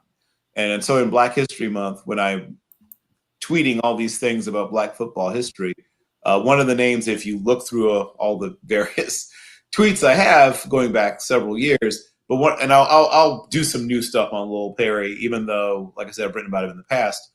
But I just want his name to not be forgotten, to not slip through the cracks, because in his way, his contribution to the game is as important as lots of other Black pioneers whose names we do know. Thank you so much for that, Bill. Mike. So I'm sort of thinking about the transition of football, and as we have Tom Brady, thank God he's retired, and Aaron Rodgers on the way out, and we have Ben Roethlisberger who just retired as well. It's sort of moving into the new generation, and I'm very much looking forward to seeing Josh Allen and Patrick Mahomes and these young quarterbacks take over and do the things that they, greatly do, and watch their careers progress. So Matthew Stafford, another one, one of the best quarterbacks of all time. Just kidding, James. And it's just one of those things that I'm really, really looking forward to seeing, the sort of the old guys, the old great Hall of Famers coming in and going out, and the new guys, the new potential Hall of Famers coming in. So it's going to be something to very much look forward to. And also, James, happy birthday for tomorrow. There we go. I appreciate you having this show and having everybody on. So thank you very much. And every week I enjoy this. So thank you very much, and happy birthday. Thanks a lot, man. All right, Demetrius, I'm going to let you take us home. All right, I'm going to do a little bit of a soapbox, so I apologize. I generally don't go long, but this is bothering me, honestly. And so I think when I read stuff that Bill's written and guys like us, it refreshes me, because my feeling is that mainstream media, particularly in sports, has gotten lazy and weak, and it's starting to bother me. And this one is my team, and I've been defending my team all night, so there's no point in stopping now. But as I watch these stories about Brian Flores over the last couple of days, I consistently see people, particularly in the 4-letter, reference the Lions and Jim Caldwell. And I'm fine if you talk about things in the right context. If you do your homework and you do your diligence and you speak about it in the right context, you won't bother me. But painting the Lions with this brush relative to the firing of Jim Caldwell is inaccurate, it's lazy, and more than anything, is irresponsible. Because to fire your Black coach, you had to hire a Black coach, right? I can do a whole podcast on why Bob Quinn fired Jim Caldwell. I would start with, it was a horrible decision. Hindsight has shown it was really, really bad idea, but I get why he did it. I talked about Batman and Robin earlier. When we chose to hire Bob Quinn as our GM, we knew he was going to try and do a Patriot way. He did what many leaders do, what I've done in my own career. I reached back and found somebody that I was comfortable with. I found my Robin. When you get to be Batman, you want your Robin. Bob Quinn made a bad decision to fire Jim Caldwell. Everybody, including Bob Quinn, knows that now. But he thought, I'm going to implement this system. I need to go back to New England and get my guy. And he went and got Matt Patricia. Unmitigated disaster. But you know what it was not? It wasn't racism. It wasn't racism. It was just a really dumb decision. That's what it was. The Lions have a Black GM right now as we speak. Brad Holmes, one of the brightest young minds in this game. Get used to hearing that name. So to even include them, guys like Jeff Saturday, or just keep. Should Jim Caldwell be a head coach right now? Hell yeah. Hell yeah. Mike will tell you. Mike knows. Jim Caldwell is a leader of men, a phenomenal football guy. He's the kind of guy you want to send your son to play for, whether he's a grown man or there's no doubt there should be a job for Jim Caldwell in this league. And there's not. That has nothing to do with the Lions practicing discrimination in hiring, because you're referencing him getting fired, which was just a bad decision. It should not be brought up in this Brian Flores thing. And it's really irritating me, mostly because this is my team, right? But it's just irresponsible journalism. And I saw half dozen times over the last 2 days, Jim Caldwell and the Lions mentioned within the context of this story. So set aside my fandom. This is weak journalism. Be better, because that's just crap. They don't deserve it. And like I said, we have a black GM right now, about to get ready to make and he's good, by the way. He's going to be our GM for a while. Yep. We don't, and we hired Jim Caldwell, right? We don't have that problem. Every team doesn't have that. I look, Steelers, obviously. You're not going to say the Steelers have a problem hiring black coaches, right?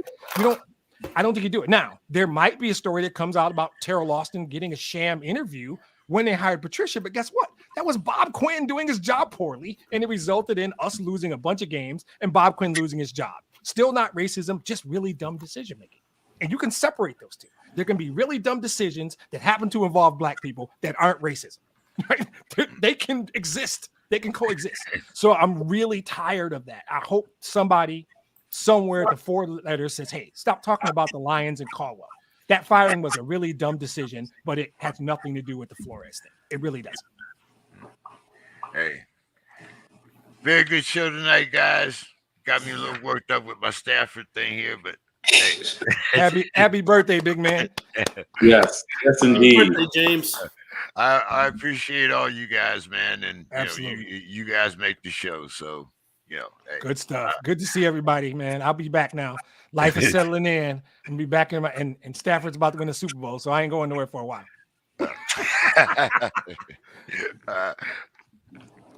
All right. I'll see you guys next week, man. All right, man. Have a good one. Indeed. Have a good night, everyone. See everybody Yes, next indeed. week. Bill, you around Monday? Yeah. What happened? Actually, I'm not gonna be back Monday. I might not. If I do, if I do a show, it'll be on Wednesday. So I'll let you know. Okay. So what happened? What happened last Monday? Last Monday, we had a show last Monday, but by the time you got and you told me you were only going to be there for a little while. So Yeah, I mean, I said I could do about an hour. Yeah. But then the last was like I'm only going to be. I only got about 20 minutes left anyway, so I said, well, I just wait. Well, that's because I still hadn't gotten the what do you call it? The link. Yeah. No. If you remember, I sent it to you early, and you said that oh man, I've been sitting there waiting for the sports crib for 30-some minutes, and I said, and you were on the wrong one. Right, and then you said, but I never got. I sent. I even messaged it to you. I sent it to you in a message when you asked me, were we having a show? Check your messages, but then you told me later on that you didn't get your messages, so it was. Oh yeah, sometimes I don't. Yeah, I don't know why it is, but yeah, sometimes I don't get them. Yeah, because when you email me, when you said are we having a show tonight, I sent you the link right underneath it, and then I guess you never got it though. Nope.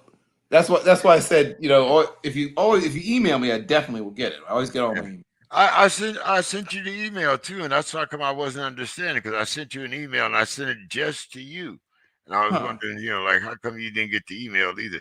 But that's weird. Yeah.